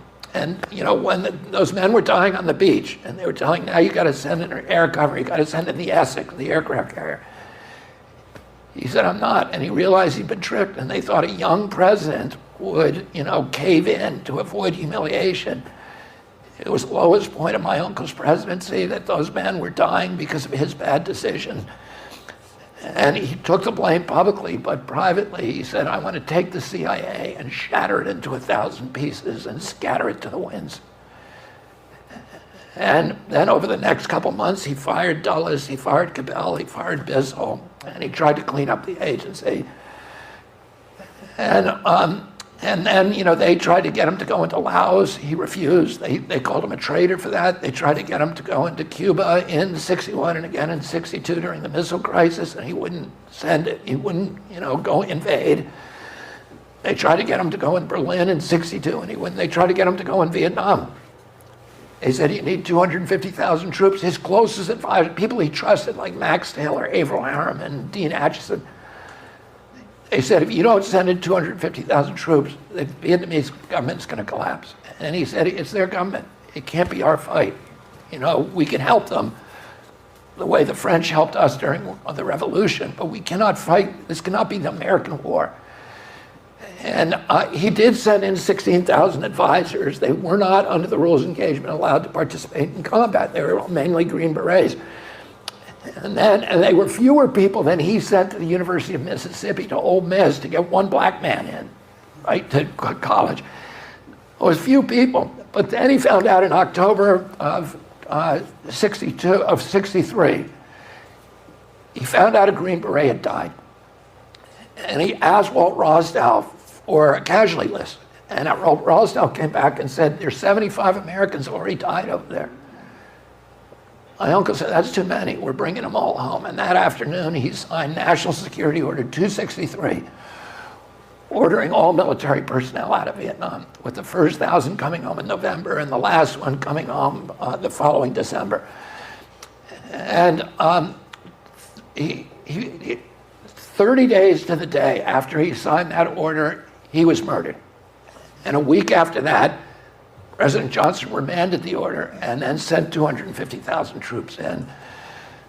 Nixon came in after him, sent 560,000. 56,000 never came home of our guys. We killed 1 million of them. 56,000 of ours never came home, including my cousin, George Skakel, who died in the Tet Offensive. And then, my father ran against the war in 68. He wins the California primary, meaning he's on his way to the White House, and he's shot that night. Martin Luther King had become a peace activist 2 months before. He was shot. These traumas, my uncle's death, my father, King's death, the Vietnam War itself, 9/11, and COVID, each one of these traumas pushed us a little farther down that road that Eisenhower warned us against, where today, we are the military-industrial complex. Our democracy, nobody in this country believes that their voices are audible in Washington. Everything is rigged, and everybody knows it. It's like the kabuki theater of a democracy. It's not real. It's a Hollywood stage set with, people pretending to have elections that are already chosen in advance and everything else. And I'm not being paranoid, just look what's happening right now. So, I think part of unraveling that and going back to our original idealism and the other view of an American future, and, is America's the exemplary nation and the moral authority around the globe. Means going back and looking at the original trauma and exposing what actually happened to my uncle. JR, what we just saw there, it's crazy, dude. He lays it out. Yeah. The timeline of the destruction of our country, literally, with these executive orders at JFK fighting against the military-industrial complex. Yeah. And I mean, like hearing him lay it out in such plain English. I mean, from somebody that has firsthand knowledge, right? That has family ties and that has been victimized by the deep state, by the military-industrial complex. I mean, RFK is speaking the absolute truth. This machine that we have right now is so voracious. I mean, the term, the saying appetite for destruction, I mean, that comes from somewhere. And right now, the military-industrial complex is willing to do anything and everything they can to perpetuate these wars. This is how they eat, right? And the only way we're going to stop it's going to be a multifaceted approach, but it starts with having people like Donald Trump and RFK in office that are willing to challenge the rhetoric right, that are willing to challenge what we believe is the truth versus what is in those intelligence documents, what the reality is. Bring it to life, expose it, and let the American people see, what's happened. I mean, that's the most effective way that we're going to be able to turn this corner that we're going to need to turn eventually. And we're turning it now. Yeah. We're turning it now. There's executive orders on the books to reveal all the details behind each of the points that RFK Jr. brought up. Yeah. And they're still fighting. They're still fighting. Still fighting. Yeah. I mean, with the Epstein list and everything in New York, that they're fighting against that. Of course, that has its own connection to another aspect. But what he just brought there on the PBD podcast, man, I'm just thankful that RFK Jr. is in this administration. I was, before J.D. Vance was selected, I was really gunning for RFK Jr. But I think what Trump has done by putting him at Health and Human Services has really put him in a pivotal place where he has the most executive authority to execute his health plan. Yeah. But with his institutional knowledge, his personal knowledge, and his blood ties to the deep state and the effect on him, I mean, we couldn't have asked for anything better. I agree. His wisdom transcends the appointment, and I think Trump values the knowledge and the relationship. I have a good friend that's really good friends with RFK Jr. He's a big donor in my state, that he's known RFK for quite some time, and he spoke to me and told me I was a little bit iffy on RFK because I'm not very keen on welcoming the Democrats right away, but after hearing him speak, things like that, I mean, you have to really take it for what it's worth. This guy's speaking the truth, and it's coming from, he has a level of moral authority when he says these things. He really does. It's coming from, a direct impact to his family. And I remember when RFK Jr. was, when I saw him enter Trump Tower in 2016, after Trump had been elected, I was like cheering. I'm like, yes, I'm so excited. And then suddenly something happened. He disappeared. He went back to what he was doing. And, there were clearly hands on that early inception of that administration, the first administration that were steering the ship. And now, dude, if there's anyone steering the ship, it's President Trump. Yeah. He knows where the bodies are buried. He knows the actions they can take against him, and the gloves are off. And the fact that he's got RFK with him in this whole administration, I am just super excited. We've got some more clips to get to. That one was really amazing to jump into. Let's keep going here because we've got a lot to get to in this second segment here. This is Paul Zapula. Commerce Secretary Lutnick perfectly describes the Friday meeting between Trump and Zelensky. Let's check this out. This is on CNN. Let's hear how they spin this. A show. We were there in the Oval Office watching all of it unfold.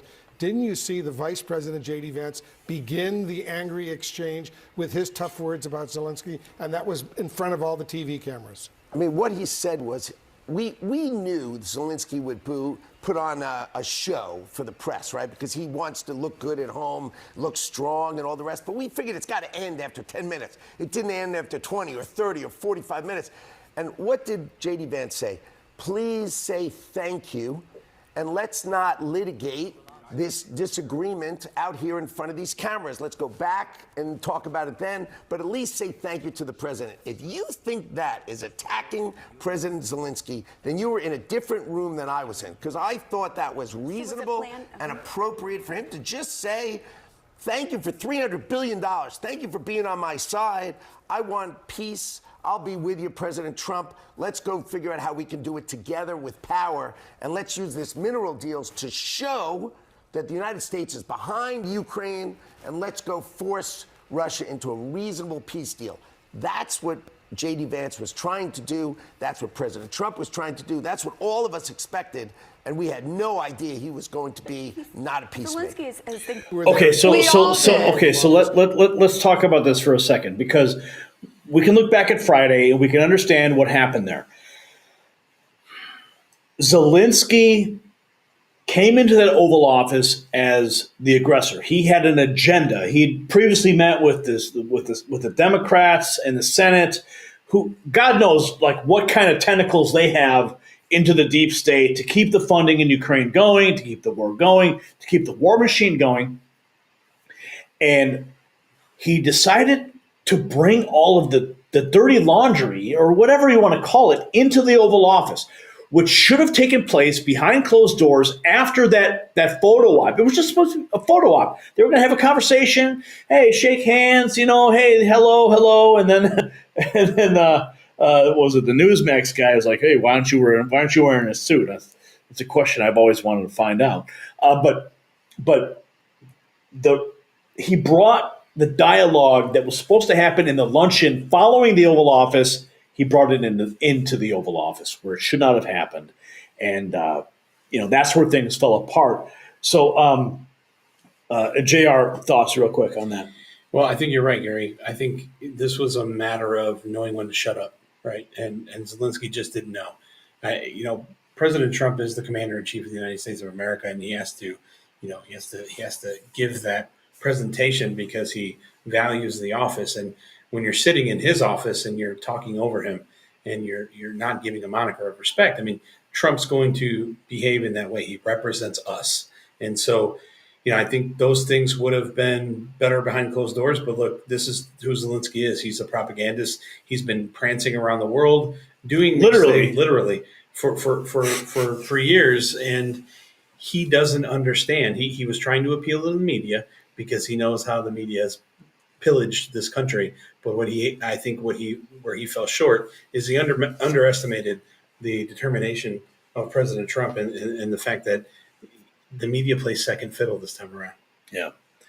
Well, I mean, you can only have so many Bugattis, right? All he had to do was shut up. Yeah. That's all he had to do. That's all he had to do. And he's not going back to Ukraine right now. He's prancing around Europe right now. I think he's scared that the oligarchs are going to be mad in Ukraine that he's not bringing home any money. Yeah, it reminds me of Hillary Clinton's apology tour when she was running around after she failed the 2016 election. Okay, we've got some more to get to here in this segment here. Okay, so we've got this from GBN. It's Trump or no one for a peace deal. Landlord and activist Adam Brooks reacts to the news that Zelensky is now ready to return to the U.S. to sign a minerals deal. Concerned after Zelensky in the last hour or so has said that he's ready to sign that deal. He just wants the Ukrainian side to be heard a bit more. But he said he is ready. He's ready. Despite the fracas in the Oval Office, he's ready to get this over the line. That news is a big relief to me because I was really concerned after seeing that bust up between the two. People have got different opinions as to whose fault it was that it all broke out in this big fight. But at the end of the day, we need these two people to get along if we're ever going to end the bloodshed in Ukraine. Zelensky really needs to get along with Trump because, he's the most powerful guy in the West. They are so dependent on the US support. He's got to get back and sit down and have a conversation with him. So fingers crossed, things can be on more amicable terms in future. Adam? Yeah, look, again, with American officials on the ground in Ukraine, Putin is never going to take another inch past the agreed line. So, again, it is Trump or no one, really, for a peace deal. It has to be on Trump's terms. Obviously, it has to work for Ukraine and for Putin. But I can't say enough. The ceasefire only happens with Trump. And we can't start alienating him and all getting together and pushing back against Trump, cancelling state visits. That's just going to poke the bear and it's going to make us all poorer and the world less safe. Honestly, it's going to make us poorer and less safe. Wow. Listen to that rhetoric right there. Okay, we've got more. Here we have Tulsi Gabbard, the director of national intelligence, saying the longer this goes on, not only, let's hear it. Will be Really, there's two viable paths here. One is that this war continues on as it has for over 3 years. More and more Ukrainians will lose their lives. More and more of the country of Ukraine will be decimated and destroyed in this what will continue to be essentially a war of attrition. And to what end? To what outcome?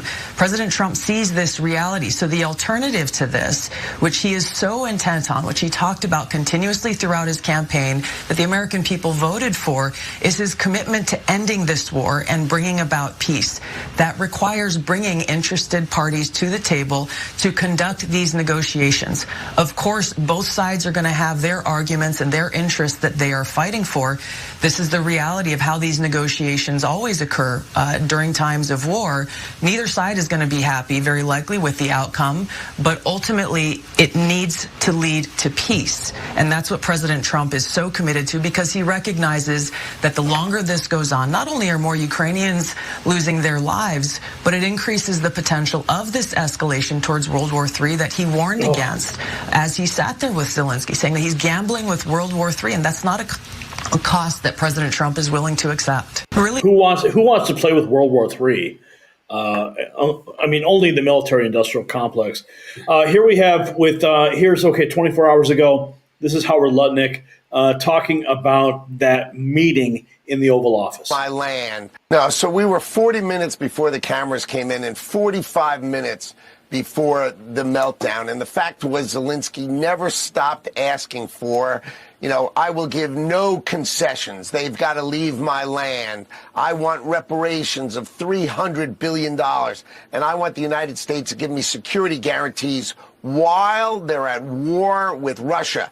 And that's why the president called it World War III. You're gambling with World War III. We're not going to give you security guarantees while you're at war with Russia. It's just ridiculous. His requests were ridiculous. They were not reasonable. The president let it go for a while, he was there to make peace. Our president is there to make peace. As he said, end the death. And Zelensky was not there to make peace. He was there to strike some sort of make-believe bargain that he had in his mind. And eventually that just ran its course. And Donald Trump said, I can't take this nonsense anymore, and made it crystal clear he's the peacemaker. And if Zelensky's not interested in peace, then he should go home and think about it. And that's exactly what he did. He went home and he thought about it long and hard, but he went to his allies in Europe and cried on their shoulder because he wants to keep the war going. But we only have to question about where all that money is actually going to feed the war machine.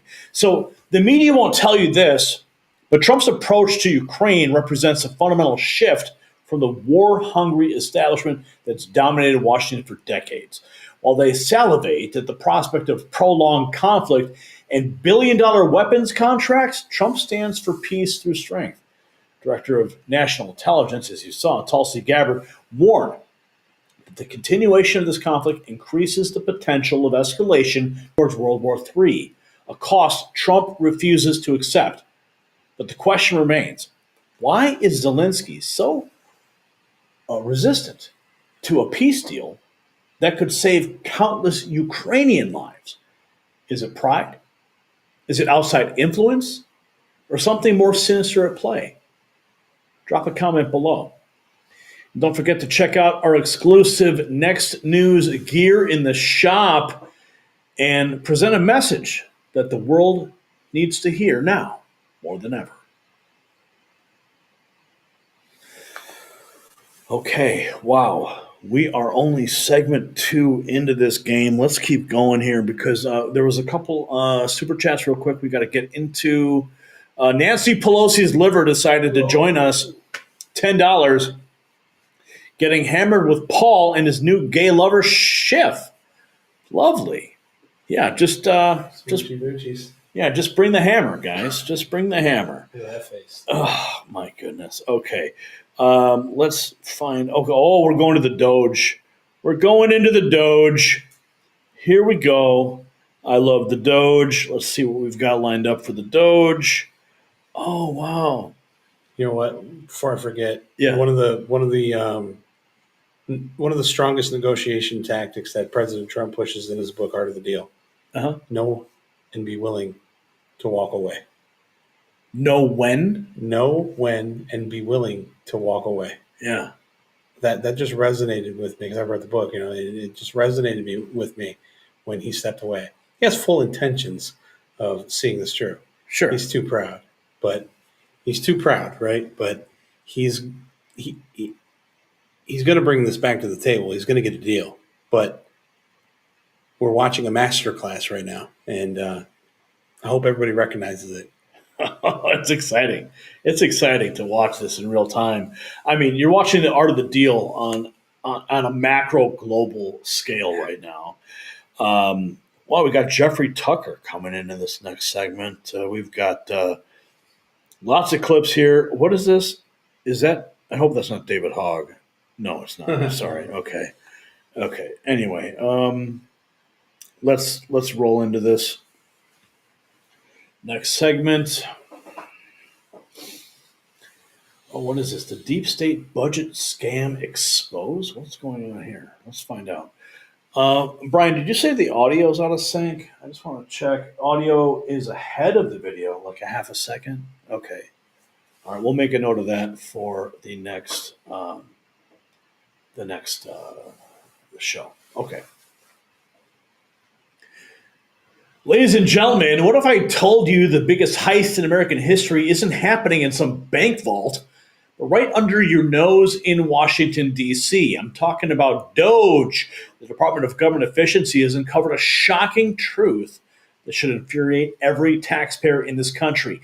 The federal budget, a staggering $200 trillion honeypot, has been systematically looted for nearly a century with zero accountability. Even more shocking, just 7,000 politically connected NGOs are hoarding 90% of all taxpayer money meant for nonprofits. That's $300 billion annually flowing into a black hole of cronyism and corruption.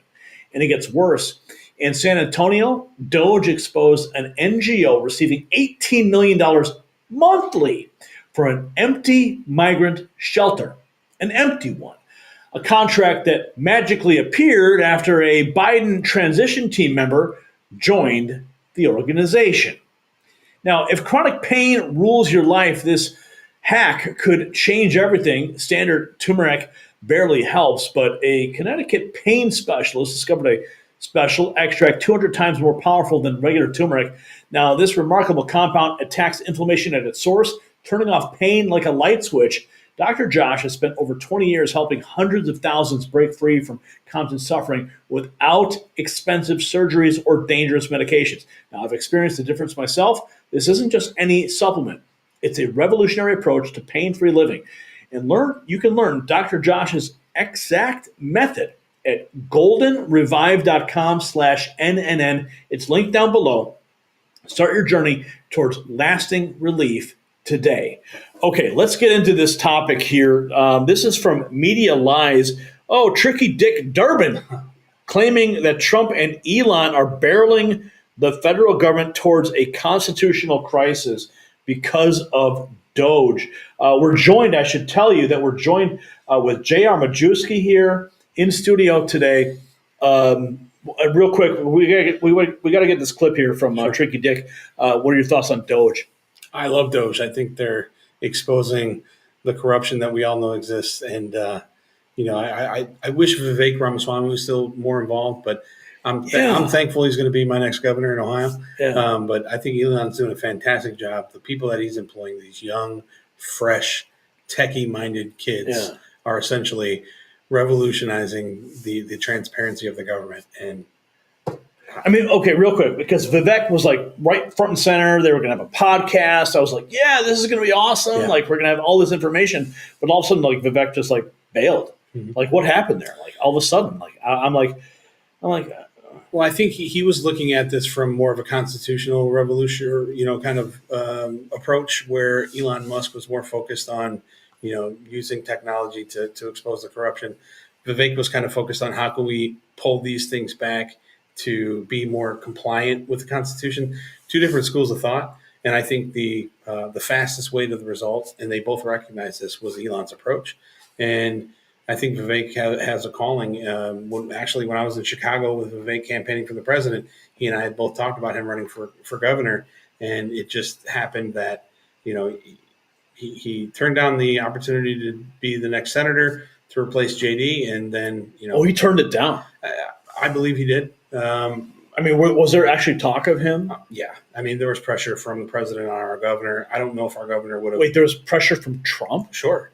Yeah. To be the senator? Yeah, absolutely. Trump wanted Vivek. He actually posted on it about Truth Social that Vivek would make a great senator, and he would have. But yeah, I think Vivek has a higher calling, and I think the governor's position in Ohio would be very, very suiting for him.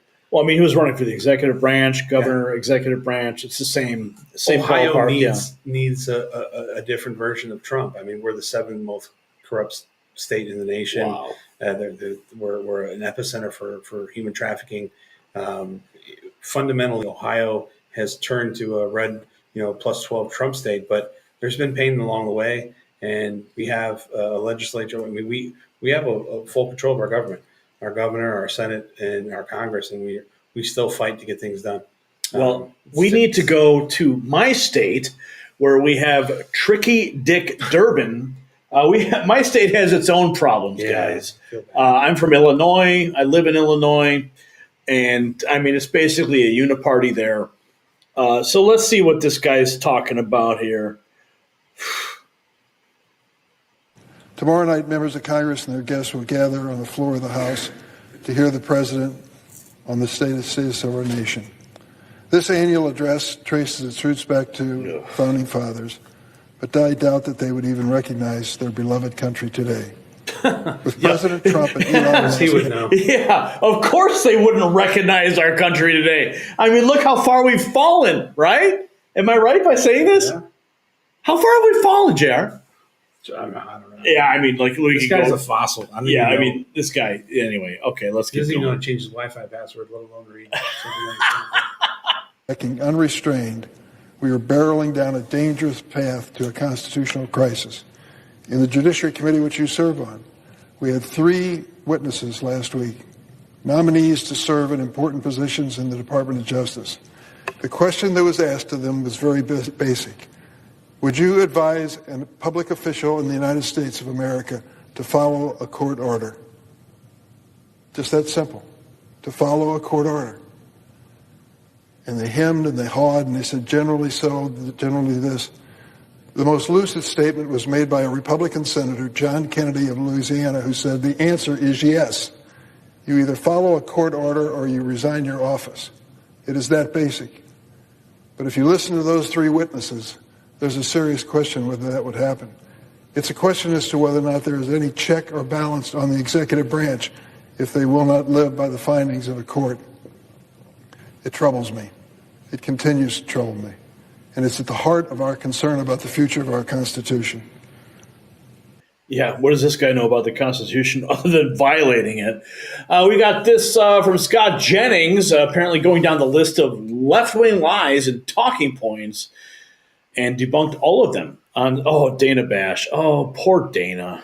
Versus, I think Donald Trump is doing an amazing job so far on the things that he ran on, immigration. The border is, just his taking office, the border is effectively shut down. The attitude change from the federal government effectively closed the border. Look at the people coming across now. Look at the encounters today versus what was going on with Biden. I think on March 4th, you're going to hear them talk a lot about the success on immigration. As it relates to Ukraine, look, Zelensky made a huge mistake on Friday. All he had to do was show up and sign this deal, and he just couldn't do it. And sometimes these guys, when they put on the military uniform, they have trouble taking it off. He needs to take off the military garb, put on the garb of diplomacy, and understand that he's got an honest new broker on the field who can actually help him end this war, maintain his sovereignty, maintain prosperity for the Ukrainians. And regarding Elon and the bureaucracy, if I just may respond to something you said about the bureaucracy, there seems to be, when Republicans are president, that this idea that the bureaucracy and the government should not be responsive to the political leadership of the executive branch.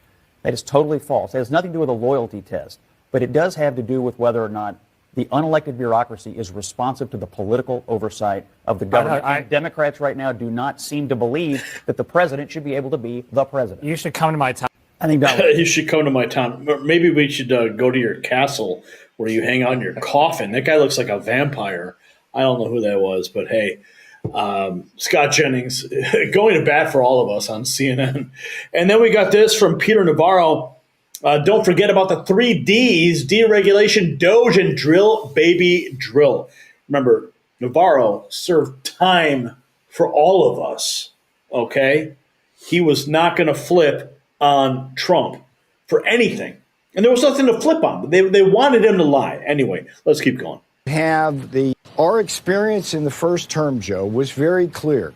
We did not have inflation. We had price stability. When we put the tariffs in on China, steel, aluminum, solar, dishwashers, and all of that, no inflation. And the reason why is a complex chain of macro things that begins with the fact that the exporting countries, which are dependent on our markets, absorb a large share of the tariffs. And then you have the supply chain effects moving around. As you know, Joe, when our trade deficit goes down, the dollar goes up, imports are cheaper, so that brings it down. And in the limit, and this is where President Trump wants to go, we have more and more investment here that raises productivity and real wages, and that mutes inflation as well. And don't forget the 3 Ds. We got deregulation, Doge, and drill, baby, drill. That's the Trump strategy to bring down inflation dramatically. And anything that happens with tariffs, Joe, is second order small. So I don't see the president wavering on any of this, because he knows in order to get to a world in which America is strong and prosperous with real wages going up and factory jobs, this is the path that he's chosen. Our experience.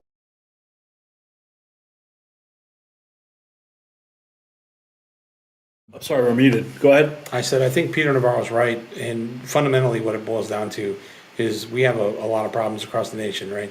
The open borders, the inflation, the economy. We can't solve any of those things if we can't turn the lights on. And Yeah. energy is the only issue that we have that transcends all of this, right? When it comes to our goods, when it comes to trade, everything runs on some form of energy. And Trump's proposition to drill is just a fast track way of reducing all of these issues and making them even more manageable. Well, that's what we're hoping for to continue as the economy continues to react to President Trump. Let's continue here. Oh, what do we have? Oh, this is Steve Nye, the science guy, really, on CNN. Tom Elliott going ahead, and he's posting, to attack Doge's budget balancing work, CNN invited the actor who pretends to be a scientist. Wow. Okay, I want to hear this. More frequent and for disaster to happen. What concerns do you have on that front, given the valuable service that NOAA provides? Oh, wow. Well, the other thing, everybody, the climate is changing. You can say to yourself it's not, and you can take campaign financing from the fossil fuel industry, and you can pretend the climate's not changing and hurricanes aren't becoming more frequent and flooding isn't more. There's forest fires, wildfires in the Carolinas. That didn't used to be a thing, everybody. It's because weather patterns have changed and things dried out in an extraordinary fashion. We all gonna die! That they didn't used to do. You can pretend that's not happening, but it is. And this is where NOAA's service helped us prepare and deal with that. And it certainly informs where to apply whatever limited resources you have to disaster relief. Okay, so I'm just going to cut out of this because I can't stand this guy. If there's any NOAA here, it's President Trump, because he's building the ark to take us out of this disaster. Okay, let's just make it clear. All right, so President Trump, he's going to, whatever he's doing with NOAA is fine with me. All right, believe me. Whatever this pretend scientist is going to say, maybe I miss the days of what was that guy who was on who was on what was it, Nickelodeon? He had Mr. Science guy is like an old guy, Mr. Wizard. Was it Mr. Wizard? I miss that guy. Oh man, give me Mr. Wizard. Talking about our age now. Yeah, dude. Yeah, I just dated we just dated ourselves big time. Give me Mr. Wizard over the bow tie guy here. Why wouldn't these guys take accountability, right? You talk about the forest fires in California. You talk about the issues in North Carolina. We have no rapid response, and these environmental decisions have driven us into positions where our population is vulnerable. I mean, we're not giving water to Californians because we want to save the smelt, right? and what is this? What is this smelt? Some type of fish. What do we do with it? What is it for? I have no clue. I mean, it looks like bait. Yeah, Californians might know, but I'm sure that they don't care at this point. But I mean, that's just an example. Well, hang on, folks. If you're in California, in the comments, drop a comment. What is this smelt good for? I mean, it doesn't look big enough to fillet and cook. It looks like bait. I don't know. You guys drop a comment. Probably is. But the fact of the matter is, their poor decisions have culminated. Here we are today, and we're going to have a situation in Florida and California where we're going to drive homeowners out because they're not going to be able to get home loans, secure home loans, because there's mandated by the federal government levels of insurances they have to protect them from force majeure. And insurance companies are going bankrupt. I mean, California's... Well, I mean, the insurance companies are pulling out of these states. Right. Because they can't afford to number one, stay in compliance with the law, but number two, secure the livelihood of people that are paying them for their service. Unbelievable. All right, moving along. We've got some more to get into in this segment. Let's keep going. We're going to skip ahead here. Oh, check this out. Jeffrey Tucker, one of my favorite men. The Libertarian Republican, the federal budget is the biggest honeypot in the world. $200 trillion, and a lot of people have been scooping up cash, your cash, for almost 100 years with zero scrutiny. This is what Doge is up against. Oh, goodness. I love it. Okay, here's a guy with a bow tie I can respect. I mean, of course, like Tucker. Pee Wee Herman. Yeah. I mean, Tucker used to wear a bow tie when he was on like MSNBC. But here's a bow tie we can watch. Doge just fired given everything, I think Doge is doing a very good job. One of the things, Natalie, that emerged over the last several weeks is the single most startling thing I've heard in my life, in my career consciousness. After they entered the U.S. Treasury's payment portals, after Doge entered there was a panicked article in the New York Times written by 5 former secretaries of the Treasury. And what they said in that article is that no elected official or outside appointee has had access to the payment portals of the federal government in 80 years. Okay? Now, keep in mind, they were complaining about this. They're saying this is the exclusive preserve, the holiest of holies that's only been accessed by a small team of career civil servants since 1946. It turns out it really goes back all the way to 1939. We've not really had any outside experts or outside appointees in that position. And there's this job called the Fiscal Assistant Secretary of State that has belonged to only 15 people since 1939. And Doge just fired the existing guy who had been there 35 years and put in somebody from the outside. But even given that, a federal judge has restricted their access, right? So that's sort of where we are. I'm waiting to find out. And I asked Grok how much money has been spent by the federal government since 1939. In real terms, it's over $200 trillion. So $200 trillion has come and gone from the federal government without any kind of proper standards of auditing, any elected official really having a clear, verifiable, industry standard way of tracing the money. They already found $4.7 trillion was leaving the Treasury without being properly tagged as to a congressional authorization. This is the scale of what we're dealing with here. And if it makes you wonder, like have dark thoughts about what's really been going on, I think that's probably correct. And dark thoughts for sure in the minds of the Democrats as their money train continues to leave. Gotta love Jeffrey Tucker. We have this. What's this? A TSA officer in Seattle is nearly in tears over having to tell Doge 5 things that he did last week. Wait, do we seriously have a clip from what is this? Okay, oh boy. What's this? This is Doge's way of frustrating people enough to either quit or be fired from their jobs. Oh my goodness. You know what? Before I go to this, next time I go to the airport, I should ask the TSA, what were the 5 things? What were the 5 things you did this week, right? What were the 5 things? Oh, man. You'll never get through security. Oh, man. Well, I'm actually TSA pre-check, so I don't know if they could. Well, I've seen them do some things over there, too, but. Full inspection. Oh, man. They'll take me in the back room and they'll put the rubber gloves on. Okay, let's play the clip. All right, sorry. Let's go. This is just part of it. It's part of the reduction of government. If you don't comply to what we need, then you're gone. This TSA officer at SeaTac did not want to be identified out of fear of retaliation, but told me local officers are frustrated. If you're not performing your job properly, then you have your basic sit-down discussions, and then it moves on to the next level and the next step. They were told last week they weren't actually required to answer an email from the U.S. government's chief HR agency saying this. I want you to tell me what you did this past week and 5 things that you've accomplished. But they got that same email this weekend, and another one from their boss's boss, Department of Homeland Security, now requiring them to answer that question for them. Well, obviously, there's a hiring freeze nationwide. That's also public, and that impacts locally as well.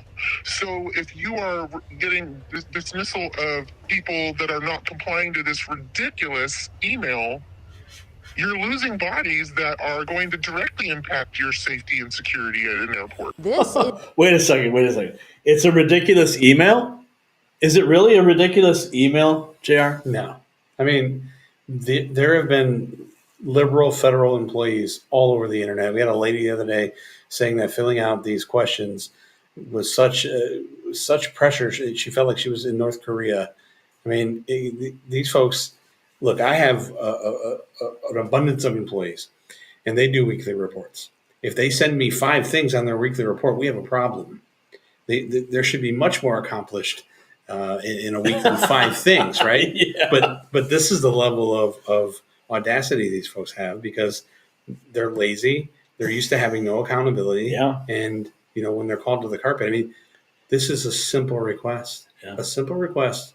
We're paying their taxes. We deserve to know what the hell they've accomplished. Yeah. All you got to do is change the cover sheets on the TPS reports, and you're good. Yeah. Right? I bothered Gary. I told Gary Franchi to take off his belt multiple times when coming through the magnetometer, and he did not do that. That's number 1. Right? It's easy. 4 more. Oh, man. Just as long as I can keep the red stapler, we're good. Okay, so we've got more to get to in the Doge report for the day. Let's keep going. What's this guy? The entitlement of government workers is actually insane. Let's hang on. Let's see what they got here. Have you seen this? On how some of these federal Have you seen this one? Part of it. Okay, let's see what this guy's talking about. I just watched a federal employee complain that the email she had to send last week hindered her and harassed her to the point that she couldn't get anything done this week. You couldn't give me a better example on how some of these federal employees are just wasting tax dollars. I mean, if completing a 2nd grade homework assignment is too stressful, then you don't need to be working for our federal government. God bless our youth, right? Wow, they see the writing on the wall. It's right there. Do. Oh my goodness, wow. Oh man, let's keep going. TikTok is good for something. Okay, we got the Vigilant Fox here. This is mind blowing. 7,000 politically connected NGOs are hoarding 90% of taxpayer money. We got the Data Republican. I love this girl. She is on fire. She's deaf, so that's why you see her signing. So let's check in with the Vigilant News and see what they've got to say here. What's one shocking or underreported piece of data that you have uncovered that more people need to know about? There is around 7,000 NGOs that collect around 90% of taxpayer finances. We pay around $300 billion in government money for nonprofits. And that is a huge percentage of our federal budget. And it's not directly for the military or health or security.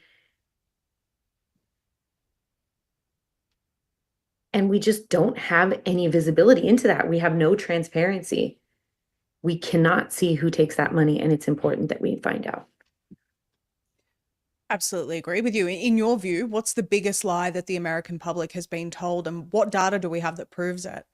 So most people believe that there's two separate political parties, right? The Democrats and the Republicans, but that is not true. Especially when you see that all of the politicians sit on the same boards of these NGOs. So if the Republicans and the Democrats actually disagree, shouldn't they sit on the same boards? But no, they don't. They share the same board. They share the same money. And they often have names like freedom, peace, democracies, all of that. So what you're describing really is like a uniparty that is functioning, a uniparty and a shadow government that's functioning through these NGOs and this funnel of money. Yes, exactly that. Well, it's a new day in America and a new administration in Washington, D.C. There is a lot of excitement and optimism about the future, but the reality is there is a lot of work to do, especially. There's a lot of work to do indeed. Let's keep going. We got some more news to get to. What do we have here? Charlemagne got humbled real quick. What's this about? The head of the FBI. Yeah, but we don't answer to him. Well, he's an elected official. Well, what doesn't matter if you're an elected official or not? Oh, you're not elected. We don't have to answer to Elon Musk because he's not an elected official. Okay, real quick, JR.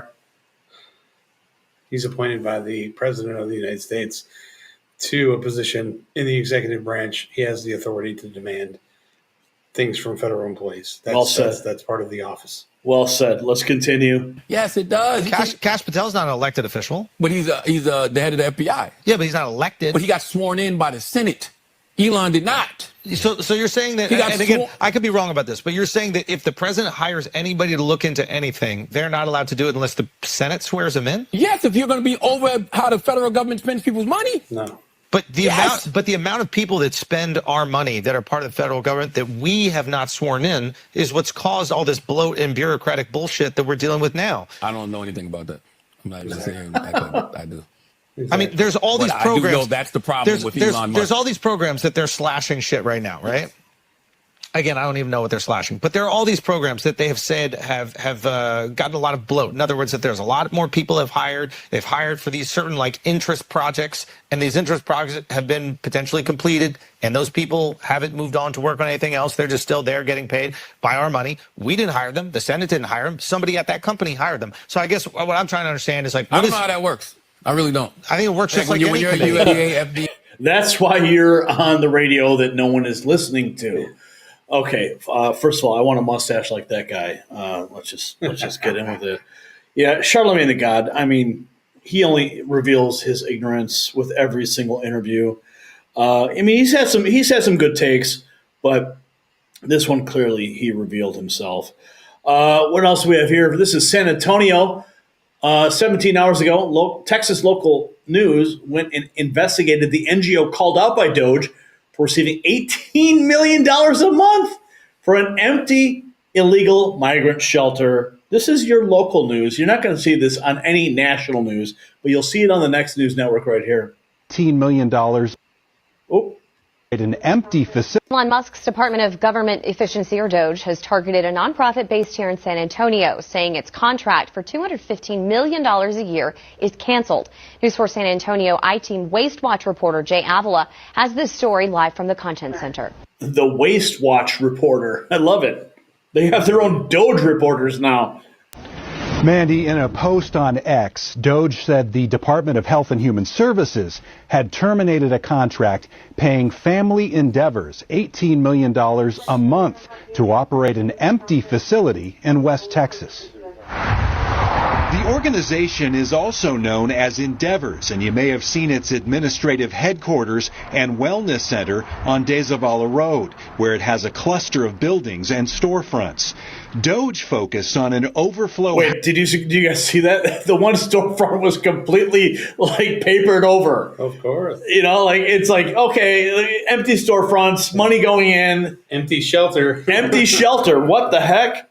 Housing facility for migrant families Endeavors operates in Pecos, Texas, which Doge says has been sitting empty, while Endeavors has been receiving the $18 million per month. Homeland Security reposted Doge's X post, tagging U.S. Attorney Ed Martin with the words, "Please investigate," to which Martin responded, "Duly noted, we are on it."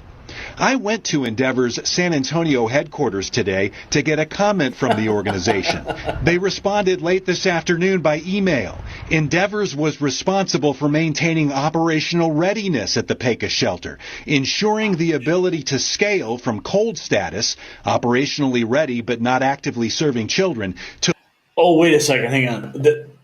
JR, they're operationally ready. Yeah. They're ready. So they can pull the paper off the windows real quick and they can go into action, right? What dipshit signed that contract? That guy should be fired. Oh, my goodness. $18 million to be ready. Wow. Wow. Hey, all right, let's keep going. This is local news. I love it. Full use of 3,000 beds as needed. Decisions regarding facility use and migrant sheltering locations were made by the federal government, not Endeavors. Any claims of corruption or mismanagement are baseless. Doge also claims Endeavors received its HHS contract in 2021 after a former ICE employee and Biden transition team member joined the nonprofit. Endeavor's government disclosure forms show its revenues shot up in 2021 from $50 million to $658 million, reaching a peak of $1.1 billion in 2022. Elon Musk's Department of Government. Holy cow, dude. Dude, that's a lot of money. People need to go to jail for this kind of stuff, man. Where is all that money? Papered over windows? If we steal $100 on our taxes, we go to jail. And these people are fleecing to the tune of hundreds of millions of dollars. This is outrageous. Folks, this is the tip of the iceberg. We're just at the beginning of this administration. I haven't seen anything yet. So the entrenched bureaucracy is finally being exposed for what it truly is. Not public servants, but parasites draining America's lifeblood while delivering nothing of value. In Seattle, TSA agent was practically in tears when Doge asked him to list 5 things he did last week. The answer? Yeah, well, we all know. Groping strangers, going through underwear, yelling for no reason, making people remove shoes, and throwing away shampoo. Yeah, they couldn't put that in an email, but, this is not governance. It's legalized theft on an industrial scale. The question is, and this is for you guys in the comments, will Americans finally demand an end to the corrupt system? Or have we become so accustomed to government waste that we've accepted it as normal? Let us know what you think. And show your support for government accountability with our MAGA Avengers collection. That's right, we've got Elon Musk and Ron Paul on a shirt you will not get anywhere else. And of course, the Next News Network hat. You got to wear one and show the world that you stand with the real news. Damn, dude, that was one hell of a segment, bro. I need one of those hats.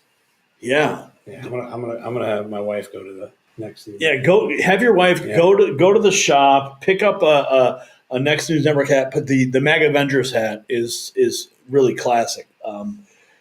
It's in like the Avengers font and everything, I thought that was I'll pretty have cool. one. Yeah. I came up with that right here like it. in this brain. I Right like here. it. Okay, we have a new member. Gary Van Dyke has become a member. What's up, Gary Van Dyke? Good to see you. And we're at $348. We're about $500 shy of hitting our bill for the day here. So if you want to keep this show on the road, please make a super chat or a donation in the link below. And we're going to keep this party going here. We got some more news to get to. Let's click into, what's going on with ICE? Okay. Okay. Oh, U.S. immigration. We got Homeland Security. Oh, this is some cool footage. What's going on here? Okay. All right. So don't go anywhere. We're going to get started on the next segment right now. The numbers are in, and they're absolutely staggering. In just 1 month under President Trump, illegal border crossings have plummeted by an unprecedented 94%. Let me repeat that. From 300,000 illegal aliens in December to just 8,000 in February. This isn't just a policy success, it's a vindication of everything Trump has been saying for nearly a decade. While Democrats spent years mocking border walls, attacking ICE agents, and deliberately creating this humanitarian catastrophe, Trump has proven once again that strong borders aren't just possible, they're achievable with actual leadership. The Media Research Center confirms border crossings have hit a 25-year low during Trump's first month back in office. Meanwhile, AOC is doubling down, offering guidance to illegal immigrants on how to evade ICE. The contrast could not be clearer. Now, if you're battling chronic pain like our border once was, this message is crucial. Medical experts have discovered Canalidine, a 100% drug-free pain reliever that optimizes your body's natural endorphins for complete relief without dangerous side effects. Over 1 million Americans and countless professional athletes trust Canalidine for its proven effectiveness. It's legal worldwide, certified drug-free. It's not addictive, and it's a result of 14 years of rigorous clinical research. Experience what pain-free living feels like for less than $1 a day. Now, this special offer expires at midnight. So click trykano.com/NNN for your risk-free 90-day trial. You have nothing to lose but your pain. Again, that's trykano.com/NNN. It's linked down below. Let's get into this here. We got this news. This is direct from 8 hours ago. U.S. Immigration and Customs Enforcement. El Paso residents deserve a community free of international gang activity. All Americans do. We won't stop until TDA and other transnational criminal organizations are out of our country. Okay, there's a number here on the screen, 866-DHS-2-ICE. Write that down because if you need to report something, see something, say something, that's the number to call. And they were quote tweeting HSI El Paso. Law enforcement partners arrest 8 Venezuelan nationals suspected of being Tren de Aragua members. 6 remain in ICE custody pending removal. 2 are pending federal action. And we got this from the Rapid Response 47. 2 powerful Mexican drug cartels have flooded the U.S. with fentanyl, leading to the worst drug crisis in American history. Fentanyl responsible for more than 70,000 deaths just last year. The U.S. is losing a generation to fentanyl. Drug Enforcement Administration Administrator Ann Milgram said in an interview on 60 Minutes. So they were quote tweeting CNBC. Trump dashes hope for last-minute Canada and Mexico deal ahead of 25% tariffs. Now we got this from Homeland Security. Border security goes beyond the northern and southern border. It includes the maritime border. Under President Trump and Secretary Noem's leadership, the USGC has stepped up its efforts to capture aliens attempting to illegally enter. This is a clip from News Nation. Well, this looks crazy. Let's check this out. Hands up! Hands up! The Coast Guard has been busy with interdictions this month. Well, which one is it? 12, 13, or 14? 31 migrants packed onto a small fishing boat. 24 Chinese migrants hiding out in an engine compartment. And look at this. A Chinese migrant found miles offshore on a paddleboard with a suitcase strapped to it. Hands up! Hands up! A suitcase strapped to it. We're joined right now, J.R. Majusi in the studio. A rare opportunity to weigh in on what's happening. Real quick, J.R., what are your thoughts on what we're seeing with ICE's actions right now? I think we're seeing Tom Homan and Kristi Noem just enforce the law. I mean, we've had so much go on. You make it sound so simple. It is. It really is. I mean, and Homan and Kristi Noem have both said it. This isn't rocket science. This is enforcing the laws that are on the books and actually using our DHS and ICE agents for, what they want to. I mean, I know a lot of DHS and ICE folks. They just want to do their jobs, and they want the handcuffs off of them, for a lack of better terms, and they're able to do that now. And the reduction in illegal migrants crossing the border is phenomenal. I mean, I don't want to oversimplify it because they're doing a hell of a job. Sure. It's not fundamentally. It's enforcing the law. Well, you bring up rocket science, and thankfully we have somebody in the administration who knows about rocket science, and he's, of course, going through our administration, the whole government with a fine-tooth comb. Absolutely. I'm talking about Elon Musk, of course. But let's keep going. We've got more news to get to in this segment here because it's happening so fast we can barely keep up with it. We got this 300,000 illegals December 2023, 8,000 illegals February 2025. What a difference a new president makes. We've got this 5 migrant gotaways arrested on a Texas ranch 50 miles from the border. This is Breitbart, Texas. So ICE is on the case all over the country. Thank God. Oh, here's the Trump effect. This was the press release I received earlier from the White House. Migrant encounters at the southern border hit lowest ever mark, down 94% since last February. Of course, quoting, they had a screenshot here from Breitbart. And we've got this here, 300,000 illegal aliens crossing December, 8,000 in February. Let's see what this guy's. Okay, we got a clip here. Let's play it out. Border Patrol apprehension. Breaking. Border Patrol releasing brand new December border numbers.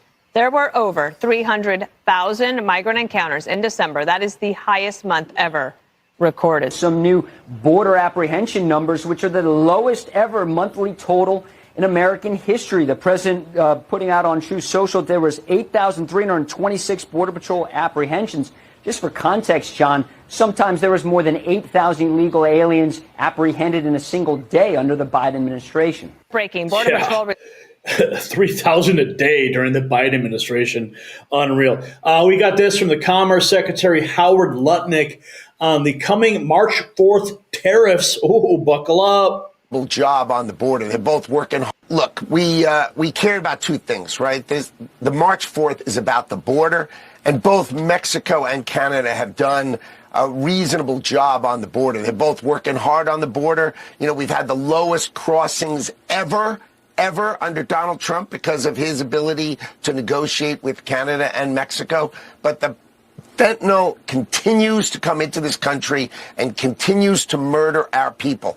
And the ingredients are made in China. They're sent to Mexico and Canada, and then they come and attack our country, and that's got to end. So the president's been crystal clear on those 2 points. They have done a lot, so he's sort of thinking about right now how exactly he wants to play it with Mexico and Canada, and that is a fluid situation. There are going to be tariffs on Tuesday on Mexico and Canada. Exactly what they are, we're going to leave that for the president and his team to negotiate, and obviously I'm talking to him all the time to discuss what that's going to be on Tuesday. But China's got to stop making these ingredients. Remember, in 2019, the Chinese told President Trump at that time that they would put the death penalty on anybody who made fentanyl. And today, they're giving the maximum subsidy they possibly can to the people making those ingredients. So the Chinese need to stop this murder of Americans, and Donald Trump is the only president who protects the American people. Wow. The Chinese are subsidizing? What? Yeah, you believe that? That's sick, dude. That's the Chinese way. That's how they're taking over the world. They're stealing our IP and they're murdering our kids. I mean, oh man. Well, at least it's now out there. We understand this and we can confront it. Yeah. And that's what's important here. Okay, let's keep going on this in this segment here. On the Raw feed. You're watching the Next News Network. I'm here with JR Majusi.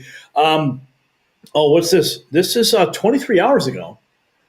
DOJ filing charges against New York Governor Hochul, AG Letitia James. Oh, this is all. This happened last week. Was this last week? Yeah. Okay, let's hear what Pamela Bondi has to say. Filed charges against. We're here today because we have filed charges against the state of New York. We have filed charges against Kathy Hochul. We have filed charges against Letitia James and Mark Schroeder, who is with DMV. This is a new DOJ, and we are taking steps to protect Americans American citizens, and angel moms, like the mom standing right behind me, who you're going to hear from in a moment. New York has chosen to prioritize illegal aliens over American citizens. It stops today. And it's stopping right now. JR, real quick, this clip was from a week ago. What was your reaction when you saw the DOJ come out against New York? Well, I mean, I think Pamela Bondi is a strong AG.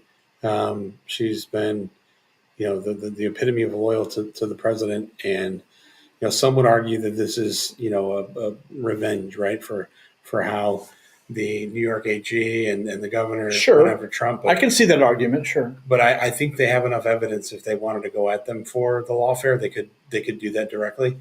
I think they're doing the right thing here by just going after their immigration policies. New York is, look, when I was on the campaign trail, one of the things that I said was, Democrats love moving illegal immigrants into our cities, but when they got to Martha's Vineyard, I didn't see anybody offering them a glass of wine, right?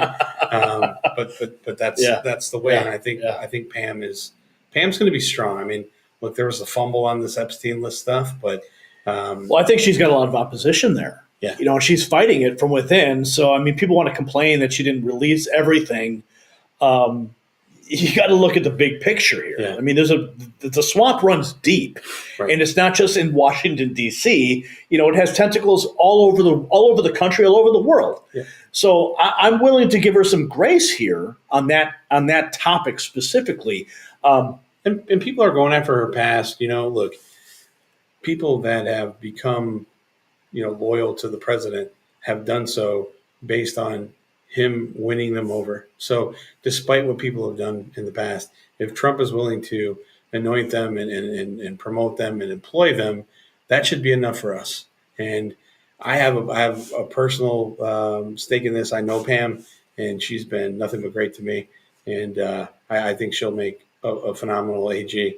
I just think that the Trump administration and some of these folks have to realize that the American public right now has zero tolerance for misinformation, no matter if it's intended or not. So when you say that the Epstein files are on your desk, we think that means you have everything and you're getting ready to unleash the Kraken. If you don't have that, all you have to do is tell us, and that'll temper our expectations. Yeah. But when you look at the binder that they released, obviously there was a lot of public information that was already included. The rollout of that, whatever. It was a fumble, right? They just can't do it again.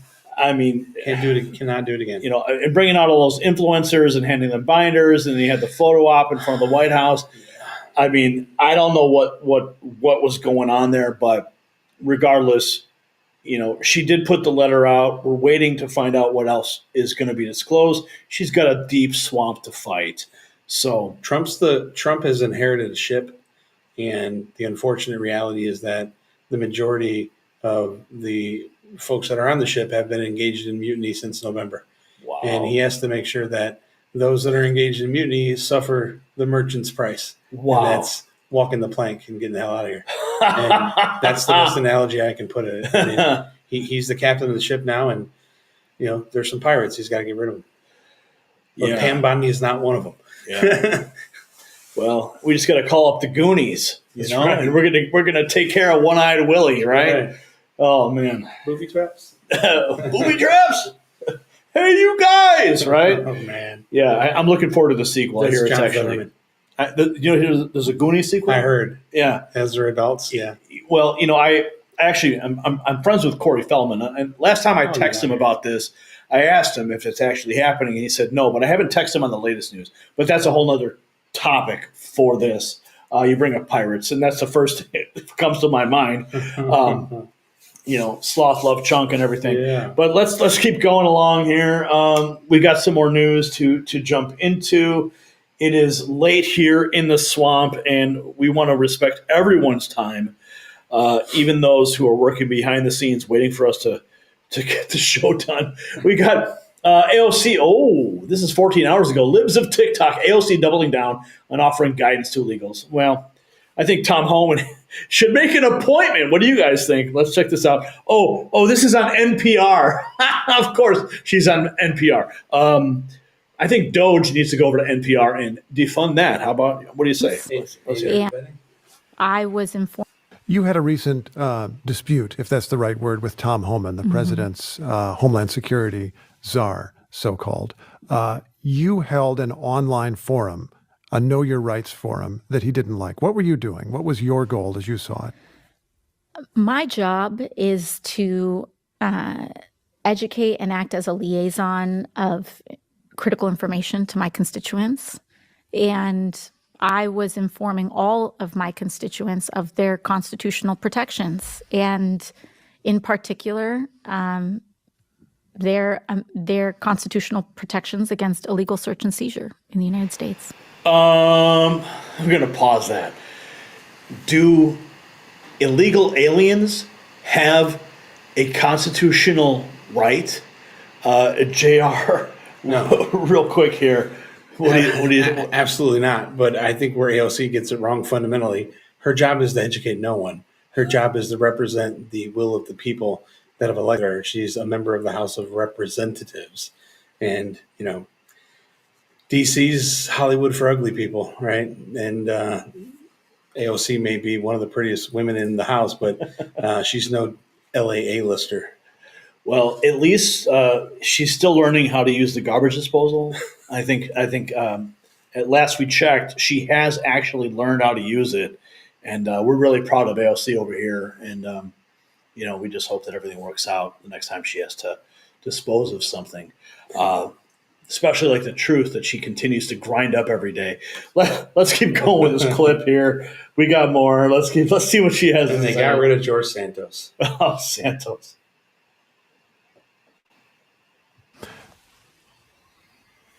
Homan was upset, I suppose, because he felt that you were giving advice to people who were here illegally. Mm-hmm. Were you? I was giving advice to all of my constituents. Yeah. He said he was going to report you, or even that he did reach out to the Department of Justice. Have you heard from the Department of Justice? Okay. I got to pause again, because are illegal aliens part of the constituency? No. Well, I mean, in the minds of Democrat, yeah.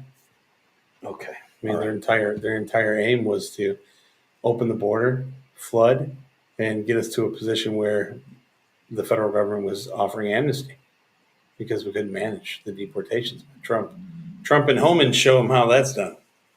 Yeah. Let's keep going. Let's see what more dribble she spills. Not, and I intend on reaching out to the Department of Justice to inquire. Really? What would your question be for the Department of Justice? Well, there is a member of the Trump administration who is threatening and seeks to open an inquiry. And are you going to do it? What would you learn? What do you hope to learn from that exchange? I think it's important to know where this administration stands and if they intend on using political intimidation to silence their critics. Yeah, I don't know. I think she's pregnant. What do you think, JR? I Have you heard that? Yeah. I think she's pregnant. Probably. Yeah. I don't. She knows who the dad is, but look, I think this is just. She's pregnant with lies. This is such intellectual dishonesty. Yeah. But this is what comes out of their mouths. Tom Homan is not threatening, political injustice. He's making a recommendation to the Department of Justice, the arbiter of law, and it is up to them to determine whether or not she's breaking the law. Now, I would propose that a congresswoman calling the Department of Justice and inquiring on whether or not an investigation is being opened on them would be a little bit intimidating, rather than the other way around. Well, it's almost as if she thinks she's doing something wrong. It'd be like the chief justice of a local court system calling the sheriff and saying, "Hey, are you going to open a case on me?" I mean, the sheriff may think, "Well, what's this judge getting to?" I mean, he's a pretty powerful person. I mean, that's essentially what AOC is doing. But then, the sheriff would then say, "Well, the mayor, said I was breaking the law, and he was going to call you." I mean, This is just it's a construct that she's coming up with to push forward her agenda. She's not a victim here. She's absolutely not a victim. The people, the illegal immigrants that are here that are going to be deported, and some of them have absolutely no reason, no understanding why. She should be educating them on why they're getting deported if she wants to offer education. I mean, that would be the job of a responsible member of our House of Representatives. Well said, my friend. Well said. Okay, so the border crisis wasn't an accident or a failure of resources. It was an intentional policy choice by the Biden administration. They deliberately dismantled Trump's successful border policies, halted wall construction, ended Remain in Mexico, and signaled to the world that our doors were wide open. The consequence? The worst border crisis in American history. With deadly fentanyl pouring into our communities, human trafficking exploding, and overwhelmed border towns left to cope with the chaos. But now, with decisive leadership, we are seeing what's possible when America puts its citizens first. So the question is, and this is for you guys in the comments, will Democrats admit that they were wrong about the border? Or will they continue gaslighting Americans about the spectacular Trump success? And show your border patriotism with our exclusive Next News gear. It's linked down below, shop.nextnewsnetwork.com. All right, that was awesome. AOC. We got, okay, what was this? We got some super chats here. Let's see, what was this? Okay, we got Mike M. Great show, Gary. Proud of President Trump and his, there it is, and his administration. Absolutely the best president in my lifetime. I'm 65, waiting on your next course of which side you're on. Keep up the good work. Mike from Lower Alabama. What's up, Mike? Thank you for that. And we got Wojo. Wojo dropping $10. I remember when Trump was deciding on how high to make the border walls and watch the Olympics to see how high Mexicans could pole vault. Oh, dude, that's brutal. And then we got Donna, $4.99 in the invoice jar tonight. You guys are great. Love this show. We love you, Donna. Thank you. And Freebird, oh, we all want to hear some Freebird. Just became a member. All right, let's get into our next topic of the evening. J.R. Majusi riding shotgun on the Raw feed tonight. And we got to talk about the economy here because, it all affects us in our wallet. And President Trump is making our wallets great again. Aren't you happy about that? Let's go. Okay. Right now, we are witnessing history. President Trump has secured monumental $100 billion investment from Taiwan Semiconductor manufacturing company to build cutting-edge chip factories right here in America. It's not just an economic win, it's a national security triumph that will reshape global technology power for decades. As Commerce Secretary Howard Lutnick explained, President Trump has made it a fundamental objective to bring semiconductor chip manufacturing back home to America. While the previous administration talked about chips, Trump delivered results. Arizona Representative Eli Crane celebrated this as another big win for his state, where thousands of high-paying jobs will soon transform local communities. And President Trump put it simply, without the chips and semiconductors, nothing runs today. America is taking back control of its technological future. And speaking of future, most men, they blame low testosterone on aging or genetics, but there is a shocking culprit hiding in plain sight. A healthy food is devastating your hormone levels daily. It's not junk food or sugar. Chips? Well, it's something far more unexpected that you've been told is good for you. Cutting the simple food could transform your energy, muscle growth, and motivation in weeks. I mean, look at these guns right here, right? Sculpt Nation has witnessed remarkable results with clients who eliminated it from their diets, experiencing dramatic improvements in body composition and vitality. Are you ready to discover what's killing your testosterone? Visit sculptnation.com/NNN And this simple change could revolutionize how you feel every day. So watch the free video at sculptnation.com/NNN before this information disappears. Now, I'm joined in this segment of the Raw feed by J.R. Majusi. He is a former congressional candidate, and he's going to tell us about the economy. If there's one guy that knows about energy, this is the guy you want to talk to. So let's get into this. We've got this TSMC, $100 billion investment in America. And let's run this clip here. This is our beloved press secretary. I always love saying that, our beloved press secretary. Okay, let's listen to her. She was on Fox Business earlier today. Through the grapevine, Caroline Levitt, I heard through the grapevine that you made $100 million from Taiwan Semiconductor. Tremendous investment. I know the company well, and I remember we had them relocate into the United States in the first term. $100 million isn't bad, Caroline Levitt.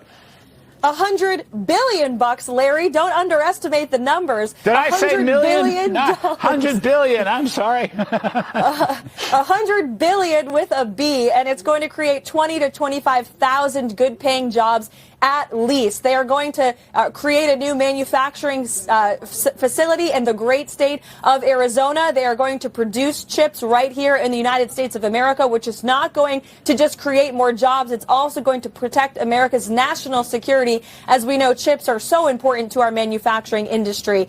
So it's a great day for the American public. And this racks up the total of foreign investments brought back home to $1.7 trillion in 1 month since President Trump took office. It took Joe Biden 4 years to get $1 trillion in private investments secured. So President Trump has already surpassed what Joe Biden did in 4 years in 1 month. And that's why he's the greatest president we've ever had. And America is open for business, and the world knows it. America is open for business, JR. Well, I think this is the first tech chip deal that Nancy Pelosi didn't have a stock option on. It just shows you that Trump isn't corrupt, right? But seriously, I think this is very important. It's integral for the U.S. Right now, China is just leading the way. And if you recall, during the Biden administration, how many of our motor vehicles were sitting in parking lots across the nation because they wouldn't operate without their chips? Oh, yeah, the chip shortage. Yeah. All the used cars, the prices for used cars at the time was like going through the roof because, wow, I remember that. And, yeah. And then when the chips somewhat came back under Biden, those chips were then placed in those vehicles, and there's a domino effect. So now some of our auto manufacturers are selling 2022 models for, floor prices, sometimes 65, 70% off MSRP. And it's because of the stagnation of the chips, how that affected supply and demand. And I think with this move, bringing a big chip manufacturer to Arizona, which is going to be a beltway, and having, NVIDIA and, the other chip makers, I forget the name, but they're opening manufacturing facilities here in the U.S.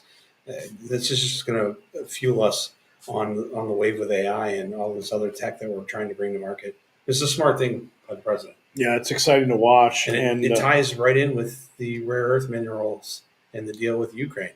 Oh, it does? Yeah, absolutely. How so? Well, a lot of the rare earth elements that we would use for these chips come from Ukraine.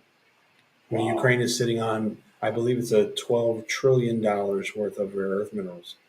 And did you say 12 trillion? And it's basically an untapped market because Ukraine hasn't. There's been no reason over the past decade why Ukraine would have done any exploratory or mining. And a mining operation it's got like a 10-year runway until they actually start producing, if it's not expedited under the right controls. Wow. And Ukraine's just not developed enough where they can manage that. And so you've seen China overhaul and take. That's why the Uyghurs, that China wanted the Mongolians out, because that's where all the rare earth minerals are. Wow, profound. I'm chessboard of madness and corruption, man. I'm learning everything. I'm learning something new every day here on the Next News Network, and that's thanks to JR being here. We got this. Here is our beloved press secretary again, talking about the tariffs. This is rapid response. The tariffs is now 20%. President Trump will not sit idly by as hundreds of thousands of Americans are murdered by this poison. This is a clip from February 4th. Here she is again. Happens, we will provide. The president made it very clear with the 10% tariff on China that he is not going to allow China to continue to source and distribute deadly fentanyl into our country. That was the reason for this tariff. It was a retaliatory tariff on China for the last 4 years of their unprecedented distribution of fentanyl into our nation's borders. So when that call happens, we will provide a readout like we always do. The president. And we're looking forward to more readouts. We've got this from Representative Dana Harshbarger, and this is huge for our nation's economy. 10 hours ago, promises made, promises kept. Quote tweeting Rapid Response 47. President Donald J. Trump announces $100 billion investment in TSMC in U.S. chips manufacturing to build state-of-the-art. Today, Taiwan Semiconductor is announcing that they will be investing at least $100 billion in new capital in the United States over the next short period of time to build state-of-the-art semiconductor manufacturing facilities. I think mostly it's going to be in Arizona, which is what I understand, which is a great state. I like it because I won it, but I won most of them actually. But I did. We won it, and we won it big. The most powerful AI chips in the world will be made right here in America. And it'll be a big percentage of the chips made by his company. But as you know, they're based mostly in Taiwan. And they're far and away the biggest. There's nobody even close. This $100 billion in new investment will go into building 5 cutting-edge fabrication facilities in the great state that we just discussed, Arizona, and will create thousands of jobs, many thousands of jobs, and they're high-paying jobs. In total, today's announcement brings Taiwan Semiconductor investments to about $165 billion. They've started already. Today, $100 billion, man. We're just getting started in this administration. Another big win for Arizona, Representative Eli Crane. The United States has been taken advantage of, President Trump saying. Let's hear what he has to say. Look, now this was at the press conference earlier today, the big announcement. The United States has been taken advantage of for 40 years. The United States has been a laughingstock for years and years. That's why this gentleman is built in Taiwan instead of building here. It would have been better if he built here. If we had a president that knew what they were doing, and we had a lot of them very bad on trade. Look, I'm a huge fan of Ronald Reagan, but he was bad on trade, very bad on trade. He allowed a lot of people, a lot of businesses to be taken. So I say that with due respect because he was so great on other things, but he was bad on trade.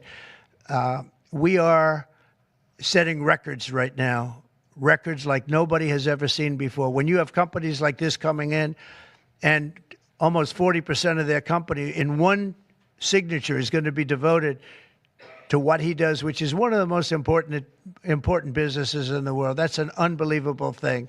When Apple now is going to start building all of their plants here, all because of what we've done in terms of, it's not because he likes me or they like me. They don't probably like me at all. I don't know. I think he likes me a little bit at least. But you know what? It's the incentive we created or the negative incentive. I mean, it's going to be very costly for people to take advantage of this country. They can't come in and steal our money and steal our jobs and take our factories and take our businesses and expect not to be punished. And they're being punished by tariffs. It's a very powerful weapon that politicians haven't used because they were either dishonest, stupid, or paid off in some other form. And now we're using them. Look. Now we are using them. JR, real quick. I love it. I mean, doesn't President Trump just speak like, I remember like he talks like the red-blooded Americans that we surround ourselves with. I mean, it's just common sense logic. And I don't know. I think the media is trying to misconstrue this. Companies aren't coming to America because they're trying to avoid tariffs. They're coming to America because they love the opportunity for growth here under the Trump administration. Yeah. And his executive orders will go into legislation. Legislation will then create greener pastures, which will become law. And they'll have these, barriers knocked down that have prevented growth. And they're here for the long term. You don't burn through $160 billion in a 4-year presidency. I mean, this is a long-term investment that they're making here.